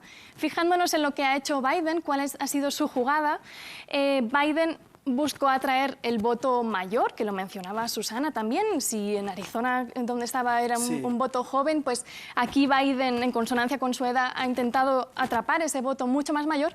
Y, por supuesto, también el latino. ¿Cómo lo ha hecho? Se ha fijado en Miami, hizo un meeting allí, pero sobre todo reforzó el meeting, por ejemplo, en ciudades como Tampa, propias de ese corredor I-40 que decíamos, ¿no? ¿Qué ha hecho Trump? ¿Cuál ha sido la jugada que le ha llevado a tener este estado finalmente? Por un lado, como citaban en uno de nuestros invitados, el mensaje es muy claro. El votante republicano ha recibido un mensaje mucho más eficaz, mucho más directo. Por otro lado, parece menor, pero el año pasado Trump cambió su residencia, se declaró residente de Florida, por eso este año con Ivanka los hemos visto votar en Palm Beach, en el condado. También otra de las razones de su éxito ha sido que se ha apoyado mucho en esa fortaleza cubano-estadounidense y también ha ligado la figura de Biden con esa demonización castrochavista que solemos comentar y también ligado a socialismo, comunismo e inclusive terrorismo. Hemos escuchado algunas voces que decían durante 4 años con Trump no ha habido un acto terrorista en el país, ¿no? Y eso lo veían como una fortaleza. Con todos estos ingredientes, Trump, como decíamos, se ha hecho con ese voto latino, ha calado mucho más, pero como dicen los analistas, no es únicamente el voto latino, sino también es esa falta demócrata, no de participación, y se esperaba mucho más en lugares como Miami-Dade que decíamos. Para ir terminando esto, como decíamos, el colectivo no se puede definir únicamente con decir Trump se llevó el voto latino, es muy homogéneo. Por cierto, en cuanto a la comunidad puertorriqueña, que sobre todo ha incrementado en Florida desde el huracán 2017, el huracán María en la isla, ellos, por ejemplo, ejemplo, critican mucho la gestión que ha hecho Trump de lo ocurrido allí, ¿no? Entonces, bueno, pese a que era muy fuerte todos estos componentes que decimos, pese a que la fórmula Kamala Harris-Biden atraía mucho al 59% en concreto de los apoyos latinos, finalmente ha sido Trump, y únicamente nos queda por decir que recordar a la audiencia que normalmente Florida, este estado del sol que se le dice, estado pendular porque es variable, es muy importante, y normalmente los candidatos que ganan Florida se llevan la Casa Blanca. Esto ha sido así desde 1924, con 2 excepciones. No sabemos si este año Trump será la tercera, pero solamente en las últimas 12 elecciones ha ocurrido que Florida ha votado a un candidato perdedor. La última vez fue en el año 92, que votó a Bush padre frente a Clinton, y fue Clinton finalmente quien se llevó la presidencia demócrata. Yanira, muchísimas gracias. Gracias por esta completa explicación sobre el voto latino, cómo votan los latinos, por qué votan así los latinos, y que pues en Florida, por supuesto, y que no es un voto uniforme, también como lo hablábamos el día de ayer con los analistas que nos acompañaron durante nuestro especial el día de las elecciones. Yanira, muchísimas gracias por estar aquí con nosotros en el plato de France 24. Y quiero ir ahora al estado de Florida, el que estábamos hablando con nuestra periodista Yanira Gómez Muñoz. Allí se encuentra nuestro corresponsal Antoni Belchi. Antoni, lo saludo. Vimos el día de ayer un grupo importante de latinos saliendo a las calles a celebrar la victoria del presidente republicano Donald Trump. Le pregunto la atmósfera el día de hoy. Pues sí, la verdad es que ayer había un ambiente de celebración, alegría. Aquí daban por hecho que como que Donald Trump iba a ganar Florida, pues ya daban por hecho que también iba a ganar o que se iba a facilitar esa reelección por parte de la campaña republicana. Hemos visto, después que pasaran las horas, que no ha sido así. Ahora hay una tensa calma y están a la expectativa para ver qué es lo que va a pasar a partir de ahora. Sin embargo, ellos, ese ambiente era sobre todo seguidores fervientes de Donald Trump. Eso sí, los demócratas prefirieron permanecer en silencio durante toda la noche, y ahora sí están muy pendientes en ambos lados de cómo evoluciona ese conteo de votos, y también viendo de qué manera ha podido incidir el voto latino en esta elección, especialmente aquí en el sur de la Florida. Así es, Antoni. Entonces, también Joe Biden parece haber enfocado su campaña en los estados del norte, mientras en las últimas semanas de campaña, Donald Trump lideró una campaña intensiva en el estado de Florida, regresando varias veces a ese estado, y también lo hizo su hija. ¿Podemos decir que el electorado latino castigó a Joe Biden por cómo se desarrolló la campaña en las últimas semanas? Sí, de hecho, cabe destacar que la campaña de Joe Biden en un principio no tomó en cuenta el voto latino. De hecho, en sus estrategias de campañas, el voto latino, especialmente en Florida, no estaba contemplado. No fue hasta hace poco más de un mes y medio cuando Mike Bloomberg, que había sido candidato demócrata también para ser presidente de Estados Unidos, se presentó a las primarias, donó cerca de 100 millones para esa estrategia enfocada en los latinos, y no fue hasta ese momento que la campaña de Joe Biden intensificó sus esfuerzos para cautivar el voto latino en lugares como el sur de la Florida, donde hay comunidades como la cubanoamericana que tradicionalmente vota al Partido Republicano. A eso también hay que tener en cuenta que según algunos sondeos que se realizaron ayer a pie de urna en los centros de votación, revelaban que tanto hombres como mujeres latinos, el voto de hombres y mujeres latinos se había incrementado en un 3%, un dato también que hay que analizar en profundidad para ver cuáles han sido los errores o de qué manera la campaña demócrata tendrá que abordar a partir de ahora ese tipo de casos para seguir cautivando el voto latino para sus candidaturas. Anthony, gracias por su intervención, gracias por estar aquí con nosotros en este especial de noticias. Feliz resto de tarde para usted. Ahora sí, entonces empezamos nuestro análisis sobre el voto latino en el estado de la Florida, un estado crucial en estas elecciones y por supuesto también en el voto latino. Empiezo con nuestro invitado en plató. David, la importancia del triunfo de Donald Trump con el voto latino.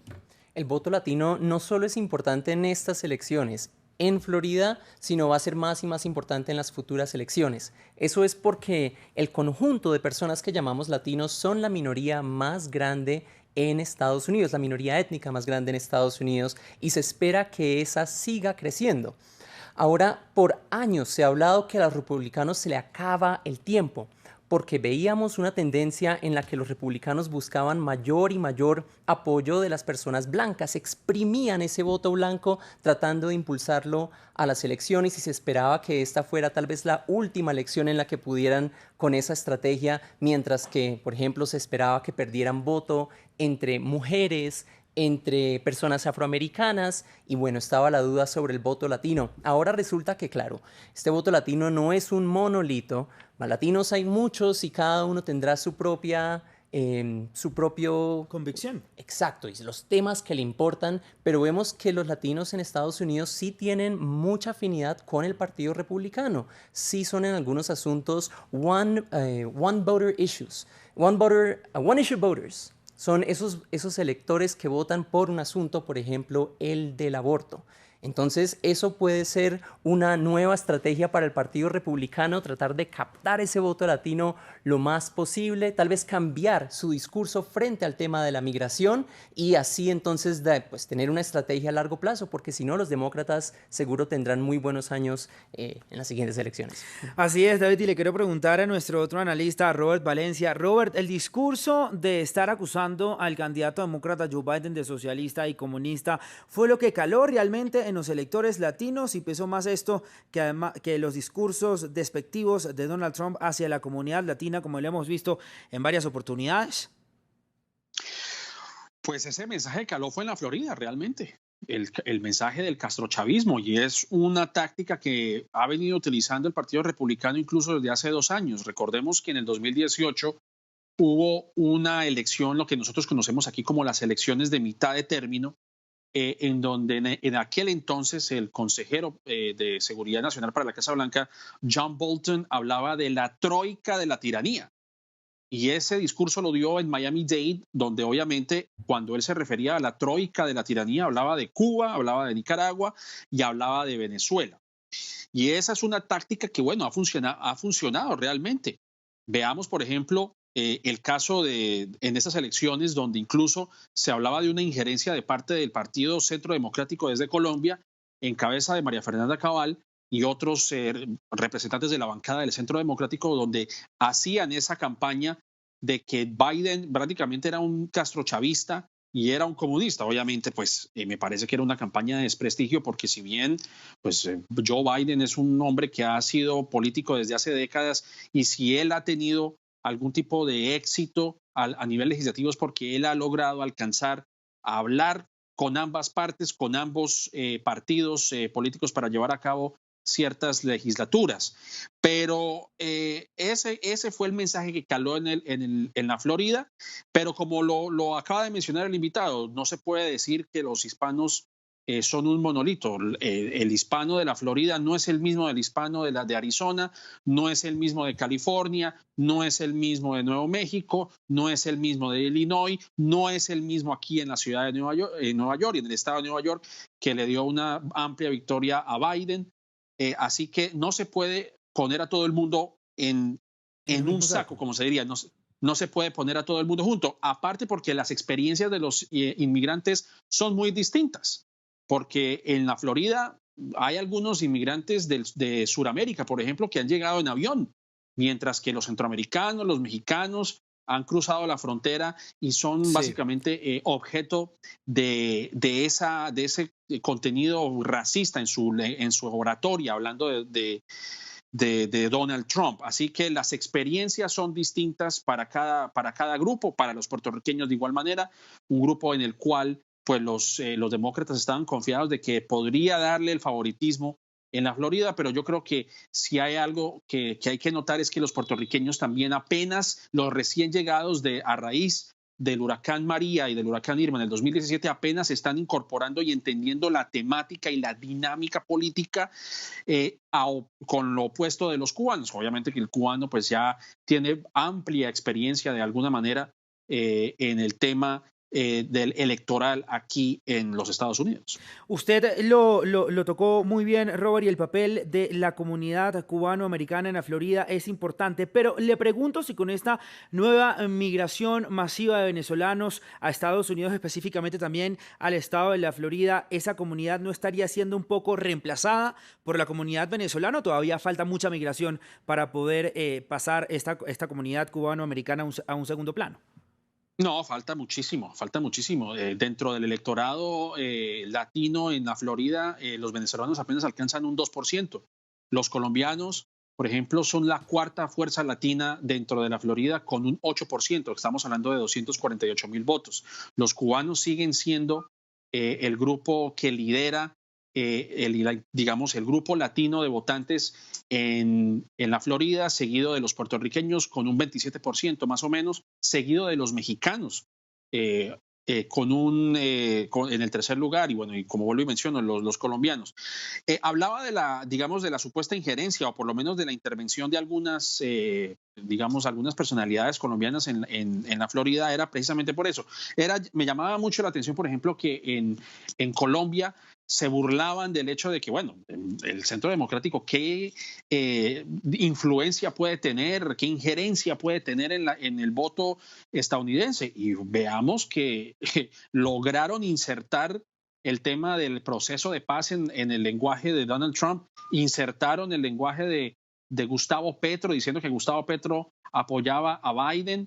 Yo creo que Donald Trump no tiene ni idea quién es Gustavo Petro, pero de igual manera lo mencionó y de alguna manera eso caló, y no en vano hay personas colombianos que viven en el sur de la Florida que tienen un amor por el Centro Democrático, especialmente por Álvaro Uribe. No en vano hay una calle en nombre de Álvaro Uribe, por ejemplo. Entonces, aunque sea un 8% del voto en el caso colombiano, sumado con el venezolano, sumado con el nicaragüense y sumado con el cubano, pues obviamente es lo que vemos, porque no solamente Joe Biden fue el que perdió en Miami-Dade, los demócratas perdieron de una manera avasalladora realmente en Miami-Dade, perdieron 2 curules en la Cámara de Representantes, que lo tenía la señora Murkazel y Donna Shalala, y ahora los ganadores son Carlos Jiménez y María Elvira Salazar. Así que ahí vemos, por ejemplo, que otro tema que me gustaría mencionar es que a pesar de la campaña tan intensa de Joe Biden en la Florida,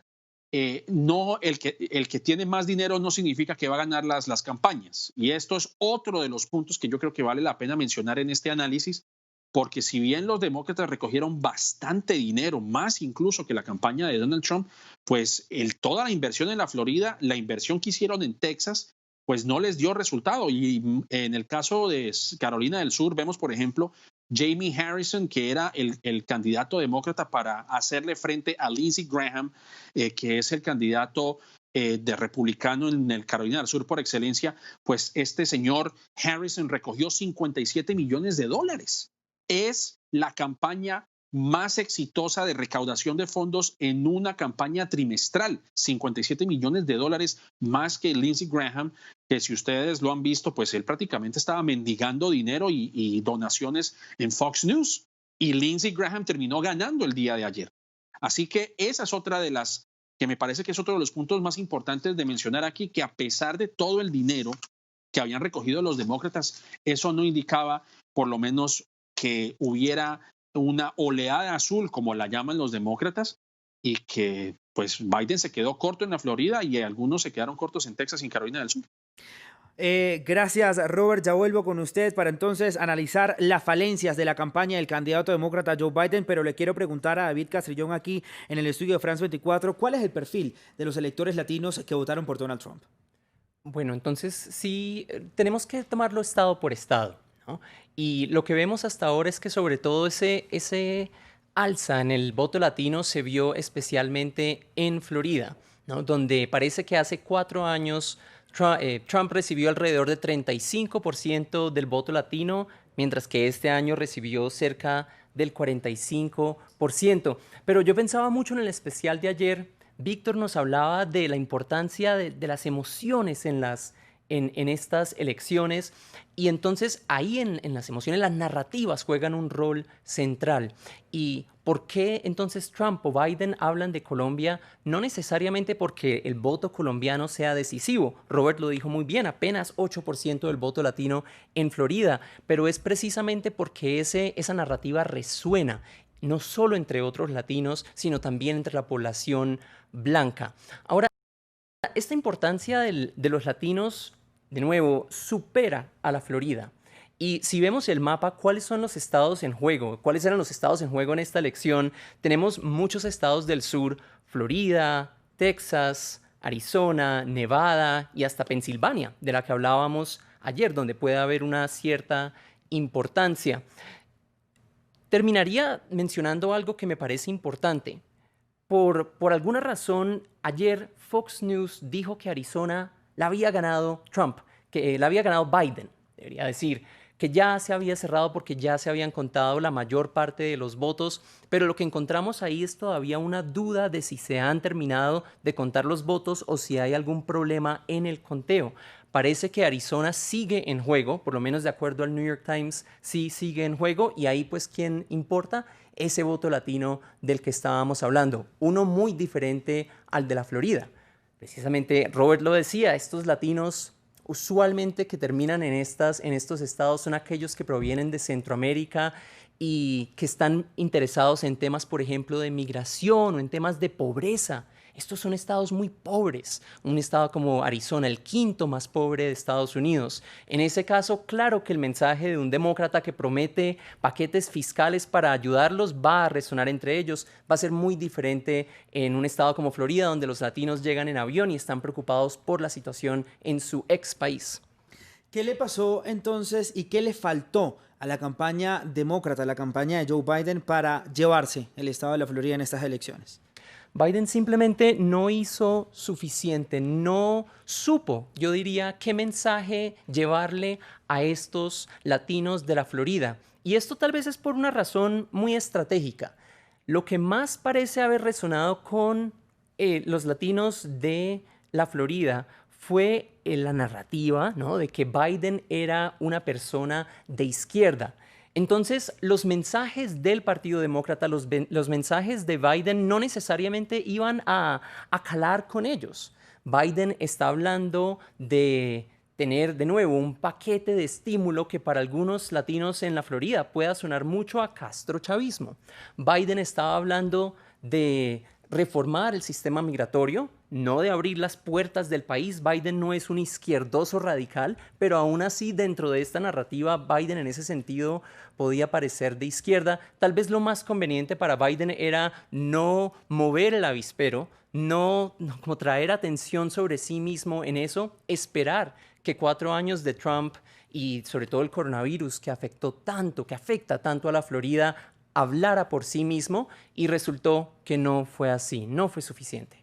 Así es, David, y sí, pues hay que también estar viendo pues varios medios de comunicación, porque pues según también la agencia Associated Press, el estado de Arizona supuestamente todavía no está terminado, entonces pues habría que esperar un poco más adelante para ver si hay como uniformidad en el resultado de este estado. Mucha incertidumbre, cierto, sí. Lo que parecen reportar es esto.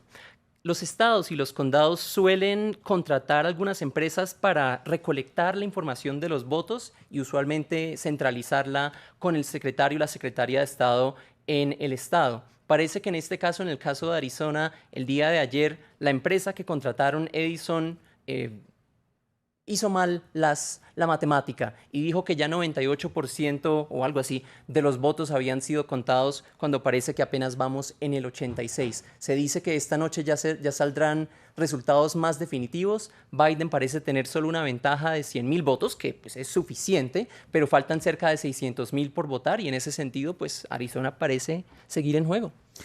Así es, David, gracias. Robert, quiero entonces empezar con usted. Nuestro siguiente tema, le tenía la pregunta que le hice a David, pero por cuestión de tiempo me toca ir avanzando en todos los temas para que así podamos tener un cubrimiento completo, digamos, entre comillas, de todos los temas que teníamos preparado para este especial. Y le pregunto si fallaron o acertaron las encuestas en sus pronósticos por estados. Las encuestas que pues muy cuestionadas, ¿no? Son cuestionadas y yo creo que las encuestas pues deben ser tomadas como un barómetro de la intención del voto hasta cierto momento, pero no debe ser consideradas como una bola de cristal. Yo creo que si hay algo que las encuestas fallaron, por ejemplo, en el caso de The Economist, e incluso otro sondeo que se llama 538, era que decían que hasta la fecha el voto no iba a ser determinante cuando es un presidente el que está en ejercicio y está buscando la reelección. Esto en inglés se llama el incumbent, es decir, el presidente que está en el poder y que busca la reelección para un segundo mandato. Muchos decían que ese no iba a ser un factor determinante en ciertos estados y vemos que Donald Trump todavía está en una contienda bastante cerrada. Yo creo que aquí siguen habiendo limitantes para las encuestadoras. El hecho de que también podría hablarse de un voto tímido realmente, es decir, las personas que realmente no le toman mucha atención o como dirían en Colombia, no le paran bolas realmente a las encuestadoras, es decir, les dicen una cosa, pero a la hora de votar hacen algo completamente distinto y yo creo que eso también es algo importante de mencionar. Y las encuestadoras estatales pues tienen muchas limitaciones. Algunas encuestadoras pues fueron a los estados rurales para tener un poco de, digamos, para entender qué es lo que está pasando allí, pero todavía hay personas que se muestran renuentes, particularmente son los votantes republicanos o que tienen intención de voto republicano y que no colaboran bien con estas encuestadoras. Y hay que tener en cuenta el margen de error, porque si bien Biden en el voto electoral nacional popular sí tenía un, digamos, 10% de ventaja sobre Donald Trump, pues obviamente las elecciones aquí no se ganan sino por los estados. Y le tengo un dato que acaba de llegar. Joe Biden, precisamente haciendo alusión a ese sentir nacional y popular, yo creo que de cierta manera valida la intención del voto encontrado en las encuestas. 69.589.840 votos recogió Joe Biden a lo largo y ancho del país. Es el candidato que más votos recogió en la historia de Estados Unidos, más que Barack Obama, quien era el que ostentaba ese récord. Así que de cierta manera estamos viendo que digamos, las encuestas a nivel nacional se asemejan a lo que estamos viendo en la actualidad, pero obviamente a nivel estatal todavía siguen habiendo muchas limitaciones. ¿Esas limitaciones, Robert, dónde estuvieron? Pues yo creo que las limitaciones estuvieron en la Florida, estuvieron en Texas, pero volvemos al mismo punto. Estaba dentro del presupuesto, estaba pronosticado que tanto Texas como la Florida podrían ir de un lado al otro. Lo mismo pasó con Georgia, aunque Georgia todavía, como bien sabemos, todavía no se ha hecho el conteo definitivo, pero a lo largo de este tiempo decían que la Florida iba a ir para Joe Biden, que Texas probablemente iba a ir para Joe Biden igual, y resultó que no. No fue así. Entonces yo creo que en algunos de esos estados falló precisamente el hecho de la intencionalidad del voto. No sé si de pronto la limitación del idioma también tuvo algún factor, pero eso, bueno, yo estaría especulando. Yo creo que en algunos estados fallaron, pero todavía las encuestas tienen que pulir un poco digamos, su metodología de cierta manera para ver qué ocurre en los próximos años. Robert, gracias. David, ¿cuál fue el papel de los medios de comunicación en esta campaña? ¿Los medios tratando de persuadir de alguna manera el voto de los estadounidenses? Claro, sí.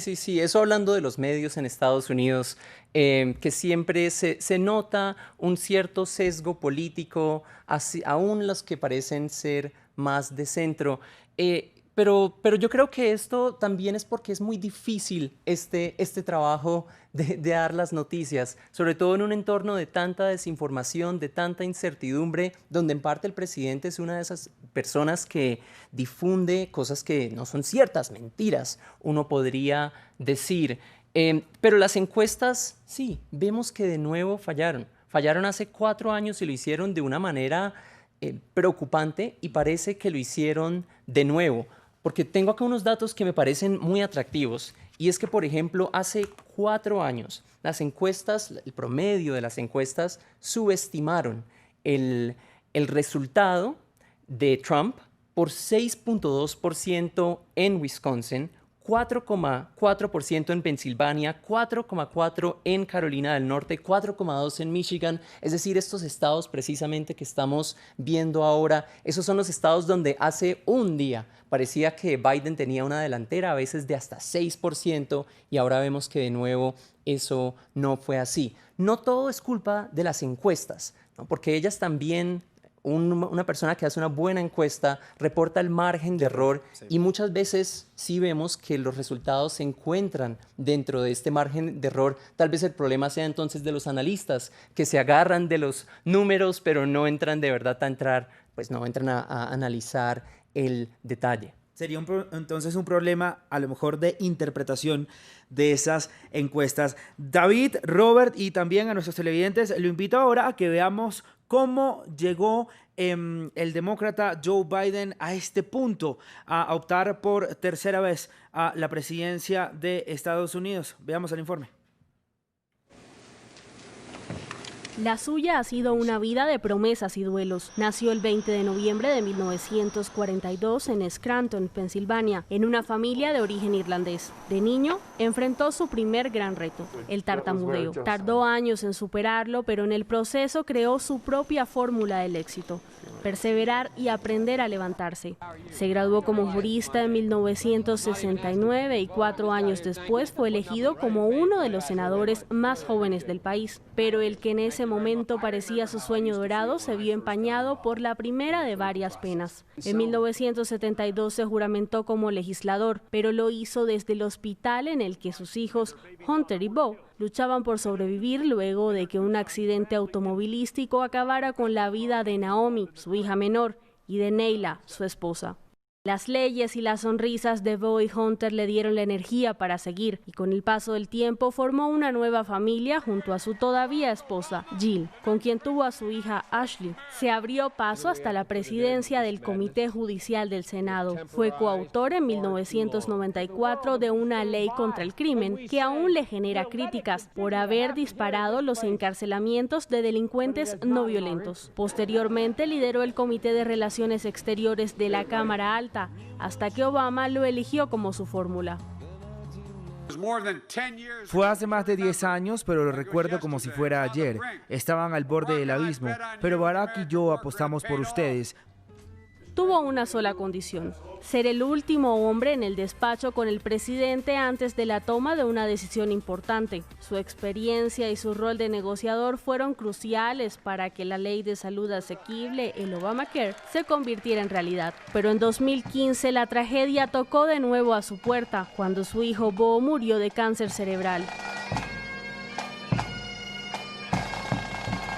Brevemente dejó de lado la política, pero asegura que fue la marcha de neonazis que se registró en Charlottesville en 2017 la que lo impulsó a lanzarse en una batalla por el alma de la nación.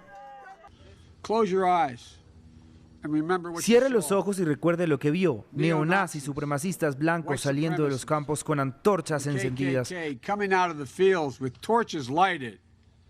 con las venas hinchadas, cantando con la misma bilis antisemita arrojada por Europa en los años 30. En el pasado quedaron sus frustradas aspiraciones presidenciales, con las que luchó por llegar a la Casa Blanca en 1988 y 2008. Ahora apuesta nuevamente por la oficina oval, en medio de señalamientos por un presunto conflicto de intereses, mientras fue vicepresidente en el caso que implica a su hijo Hunter, cuando fue directivo de la empresa ucraniana de gas Burisma. Creo que necesitamos el liderazgo de un Estados Unidos que busque reducir las tensiones, abrir las líneas de comunicación, unirnos de nuevo para sanar y tener esperanza. Curtido por tantas experiencias y tras 47 años en la arena política, promete unir al país y afrontar, con mesura y sin populismos, el impacto de la mayor crisis sanitaria de la historia reciente. Y como lo decíamos también al principio de este especial y el día de ayer, no solo se escoge al presidente y vicepresidente de la Unión Americana, sino también Senado y Cámara de Representantes. Y para ello me acompaña en el estudio nuestra periodista Daniela Blandón. Daniela, hablemos primero de la Cámara de Representantes, que pues hasta el momento es de mayoría demócrata, y le quiero preguntar si se mantiene esa tendencia. Sí, señora, así que hay pocas sorpresas en la Cámara de Representantes. Recordemos, son 435 escaños los que están en juego hasta el momento. Con todo lo que tenemos van 196 votos o 196 sillas para los demócratas, 185 para los republicanos. Hoy en día está conformado 232 por demócratas y 197 por republicanos, es decir, ellos mantienen esta mayoría, así que no hay tanta sorpresa, faltan más o menos unos 50 sillas por definir, entonces pues no encontramos mucho que decir frente a la Cámara de Representantes. Sí que es muy importante este tema, o ha sido muy importante durante los últimos 2 años, porque ellos han, digamos, hecho contrapeso a todas las propuestas del Partido Republicano. Promovieron un impeachment el año pasado, pero también han tenido como mucho bloqueo con el tema del paquete de ayudas, en el que los republicanos han sido un poco más austeros y los demócratas pues han tratado de llevarlo adelante. Justamente hoy el senador Mitch McConnell dijo que iban a tratar de impulsar ese paquete de alivios antes de finales de este año. Así es, Daniela, y como usted lo decía previamente, un tema que está para palco es el tema del Senado. ¿Cómo está en este momento? Pues para alquilar balcón, como diríamos en Colombia, Raúl, porque mire, el Senado hoy está controlado por los republicanos, pero por una mayoría muy estrecha, que es de un 53 contra 47, tienen 100 escaños y hoy lo que se está definiendo son 35 de esos 100 escaños. En este momento, como están las cosas, el Senado quedaría 47 para demócratas, 47 para republicanos. Así es, Daniela, y le pregunto entonces, ¿qué significa esto? Pues mire, hay un empate y esto quiere decir que todavía existe la posibilidad de que el presidente Donald Trump pierda el Senado, que ha sido bastante importante para él, porque con el 51 escaños, pues ya los demócratas pasarían a tener el Senado. Y otra cosa importante es que también depende del presidente que quede, porque si quedan 50-50, entonces hay una decisión y el que entraría a definir qué pasa en esa decisión, adivine quién es. El vicepresidente. El vicepresidente, sí señor. Entonces por eso la importancia también de estar muy pendientes del Senado. Hay todavía 6 escaños por definir y hay 2 estados que son muy importantes, que son Georgia y Luisiana, que tienen unas reglas muy particulares y esto llevaría a que ese resultado se conociera posiblemente las próximas semanas o incluso hasta el mes de enero. Así es, Daniel, entonces hablamos ya del Senado, también hablamos de la Cámara de Representantes y hablemos por supuesto de economía, a lo que usted le concierne, que es la economía mundial. ¿Cómo está Wall Street? ¿Cómo cerraron las bolsas? ¿Y cómo se comporta el mercado? ¿Está bajando? ¿Está subiendo? Bueno, esta mañana comentábamos que las bolsas estaban bajando porque tenían pues mucha incertidumbre. Al cierre en Europa vimos alzas en las principales bolsas, los principales parques de Europa, y en Estados Unidos en este momento están al alza y con importantes ganancias del 2 y del 3%. Supongo que debe ser también por un tema de que se está despejando un poquito el camino, pero pues están subiendo en este momento. Así es, Nela, muchísimas gracias entonces por su intervención, por acompañarnos en este especial de noticias aquí en France 24. Que tenga usted una muy buena tarde y por supuesto a descansar después de esta maratónica jornada de elecciones presidenciales en Estados Unidos. Quiero ir nuevamente a la ciudad de Nueva York con nuestro analista Robert Valencia. Robert, como bien lo decía Daniela, hay un empate técnico, digamos, en el Senado de Estados Unidos y le pregunto, ¿qué implicaría que los republicanos perdieran esta mayoría? Hay una posibilidad y es el hecho de que muchos de los senadores, o por lo menos en el caso de los republicanos, pues no atendieron realmente el llamado de sus, digamos, de su base, o por lo menos de sus votantes, su base electoral. Yo creo que el Senado probablemente sea la figura más impopular en los Estados Unidos, y esto ha venido siendo desde hace mucho tiempo. El hecho de que Mitch McConnell, que es la figura más sobresaliente, dentro de la mayoría de los republicanos, pues es una persona que no tiene popularidad a nivel nacional. Y yo creo que de cierta manera les ha afectado el hecho de que atendieron el tema de posesionar a Amy Coney Barrett como la 9ª jueza en vez de atender otros asuntos que son incluso de mayor prioridad para los votantes, como fue precisamente el hecho de no enviar una ayuda o un nuevo paquete de ayuda financiera en medio de una pandemia. Pero todavía, como lo acabamos de mencionar, la campaña está muy cerrada y yo creo que ese tal vez es uno de los momentos agridulces para los demócratas, porque ellos esperaban que, digamos, podrían obtener 4 curules más. Y lo que se está diciendo, por ejemplo, en el estado de Maine, es que Susan Collins, que hablando de las encuestas, fíjese usted, cuando usted me mencionaba si las encuestas estaban bien, decían que todas las encuestas daban como perdedora a Susan Collins en el estado de Maine. Ella es republicana. Y ahora lo que según estamos escuchando reportes en el momento es que su contrincante demócrata la llamó para concederle la victoria. Entonces, obviamente, no hay digamos, un resultado final, no se está anunciando como tal, pero eso habla también de que los demócratas tal vez digamos, esperaban un resultado mejor en el Senado, lo cual, por lo menos en los próximos 2 años, les va a impedir a hacer lo que ellos o lo que se decía que podrían hacer, que era expandir la Corte Suprema. Como ustedes bien lo saben, ahora la diferencia es de 6 conservadores a 3 liberales. Y la esperanza era que si los demócratas se hacían a la mayoría en el Senado, aunque todavía no lo sabemos, lo primero que ellos debían de haber hecho era primero eliminar el filibusterismo, que si ustedes no lo saben, el filibusterismo es, digamos, que un senador puede comprometer un proyecto de ley porque no hay, digamos, no hay una mayoría de más de 50 y entonces ese número 51, pues podría torpedear ese proyecto de ley o aprobarlo y como decía la periodista, ahí es donde también entraría en ese caso el vicepresidente. El filibusterismo que ha sido también una de las figuras críticas en el Senado y expandir la Corte Suprema. Pero yo creo que si en caso de que los demócratas no se lleguen a alzar con la mayoría en el Senado, todavía pueden guardar esperanzas en el 2022 cuando hay otras curules que están nuevamente en juego y donde hay republicanos como el caso de la senadora de Alaska, Lisa Murkowski, que pues está comprometida realmente también. Así que vamos a ver qué ocurre no solamente hoy en el Senado, sino que también cómo se proyecta de aquí al 2022. Así es, Robert, gracias por esa intervención. Vuelvo acá en el plató con David. David, como bien lo decía Daniela, Georgia y Luisiana faltan por los resultados. ¿Qué se puede esperar de estos estados? De Georgia y Luisiana, bueno, voy a empezar a hacer proyecciones que si estuviera Michelle acá me regañaría y diría que tal vez no sería apropiado, pero lo que hemos visto en años recientes es que como vota el Estado por el presidente, votan por otros puestos, incluyendo en el Senado. No siempre. Y por ejemplo, en esta elección vemos que en Michigan o en Maine están ganando senadores republicanos cuando parece que la mayoría del voto popular en las elecciones presidenciales están yendo para Biden, pero eso sí es una tendencia que hemos visto.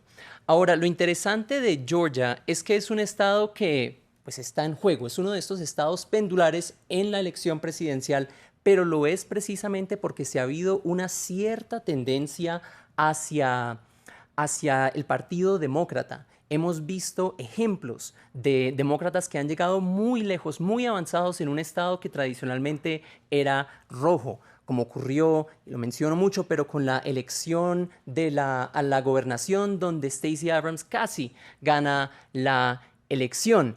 Entonces será interesante ver qué pasa en estas elecciones, quién gana Georgia y así posiblemente proyectar quién puede ganar Georgia en la elección ya final que se hará en enero. Sí quisiera mencionar algo más, y es que si se decide sobre esto en enero y si Biden de hecho gana la Casa Blanca, posiblemente muchas personas en Georgia querrán asegurarse que los demócratas no tengan todo el control Eso es algo que se ha visto en elecciones anteriores, donde puede que haya un partido en control de la Casa Blanca y de alguna de las cámaras del Congreso, pero se busca que haya un balance, los electores buscan eso. En ese caso, podríamos empezar a pensar que en Georgia podría ganar los republicanos y así entonces mantener ese control del Senado. Y eso es muy importante por lo que se ha dicho. Si Biden llega a ganar, pero se enfrenta a un Senado republicano, no podrá llevar a cabo todos estos cambios que nos mencionaban, pero también tendrá muchas dificultades, por ejemplo, nombrando a secretarios, secretarias de los departamentos, a nombrar embajadores, a hacer este tipo de decisiones que cualquier presidente esperaría hacer, pero en este ambiente tan politizado, pues se encontrará con un reto grande con ese Senado republicano. Así es, David. Vamos a ver entonces qué ocurre en Estados Unidos con respecto a esta votación de Cámara y Senado, como pues todavía está en juego, y vamos a ver quién se lo lleva, la mayoría demócrata o la mayoría republicana. Y también en Estados Unidos el día de ayer se votaron más de 100 referendos. Los estadounidenses decidían entre la despenalización del aborto, despenalización de las drogas. Robert, quiero ir con usted. ¿Qué más votaban los estadounidenses en estos referendos y además cuál es la importancia? Bueno, eso depende también de los estados y de los condados. Sí. Obviamente no todo es uniforme. Por ejemplo, en la Florida, esto de los votos de las enmiendas, perdón que me ría realmente, porque es que es insólito, la verdad. Es insólito lo que estamos viendo. Mire, en la Florida, por ejemplo, los demócratas a nivel legislativo perdieron algunas curules, pero escogieron a una alcaldesa demócrata por primera vez en la historia, una mujer alcaldesa por primera vez de corte demócrata. Eso en el condado de Miami-Dade. En la Florida también se aprobó el aumento del salario mínimo a $15.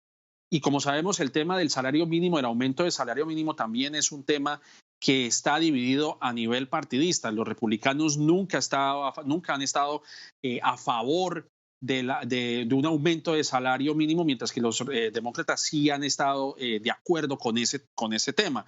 En algunos estados, como vemos, se ha despenalizado el uso de la marihuana. Incluso, por ejemplo, se ha despenalizado en Washington, que obviamente es uno de los lugares más liberales, si se quiere decir, pues allí se despenalizó el uso de hongos recreativos, si se quiere llamar de esa manera. Algo que me llama la atención, por ejemplo, es que Mississippi, que es un estado completamente republicano y donde también existe un amor por la confederación, ¿no? Como ustedes saben, en la guerra civil, esta confederación del sur, que duró solamente 5 años y que porta esta bandera que realmente para muchos es un símbolo del racismo en Estados Unidos, pues Mississippi votó ayer para que se cambiara esa bandera que porta esa bandera de la Confederación y se cambiara por la magnolia, que es la flor del estado. Así que hay otros, y hablo de los más importantes, digamos. Sí, claro, pero volviendo al punto es que si bien la tendencia en estos estados era hacia los republicanos, como en el caso de la Florida, Mississippi y otros, de cierta manera existen movimientos progresistas dentro de esos estados que vale la pena recalcar, por supuesto. Robert, gracias. David, conclusiones. Voy a repetir un poco lo que dijimos ayer. Esto vamos a tener que esperar, vamos a tener que ser pacientes. Esto podrá demorarse no solo hasta que se dé el conteo, sino precisamente hasta que se terminen las peleas en las cortes. Eso sí, Biden continúa teniendo muchos caminos a la victoria. Biden en este momento está más favorecido que Trump, pero eso entonces como conclusión me pone a pensar mucho lo que podría ser una presidencia Biden, no solo por ese reto republicano en el Senado, sino el mismo reto que él se encuentre al interior de su partido, porque seguramente el ala progresista dirá: estos malos resultados no son culpa o no son porque los republicanos sean excelentes, es porque la moderación en el Partido Demócrata no funciona. Gracias, David. Vamos a repasar antes de despedir nuestro mapa interactivo para ver cómo están los votos hasta el momento. No ha cambiado mucho. 238 votos para el demócrata Joe Biden, mientras que el candidato republicano, el presidente Donald Trump, se lleva 214 hasta el momento. Mucho por esperar. Faltan Wisconsin, Michigan, Pensilvania, Carolina del Norte, Georgia, Alaska, todos estos estados para ver entonces quién se lleva la presidencia de Estados Unidos por los próximos 4 años. Ya se me acabó el tiempo, quisiera seguir hablando para analizar más sobre la política estadounidense y la sociedad estadounidense, pero ya tengo que despedir a nuestros invitados. Gracias, David, por estar con nosotros. Por supuesto, usted también, Robert, como siempre, un placer conversar con usted sobre estos temas tan interesantes y que tanto le importan al mundo. Gracias, Robert, por estar con nosotros, nuestros corresponsales, y por supuesto a ustedes que siempre están ahí en nuestra pantalla, conectados con France 24. Gracias.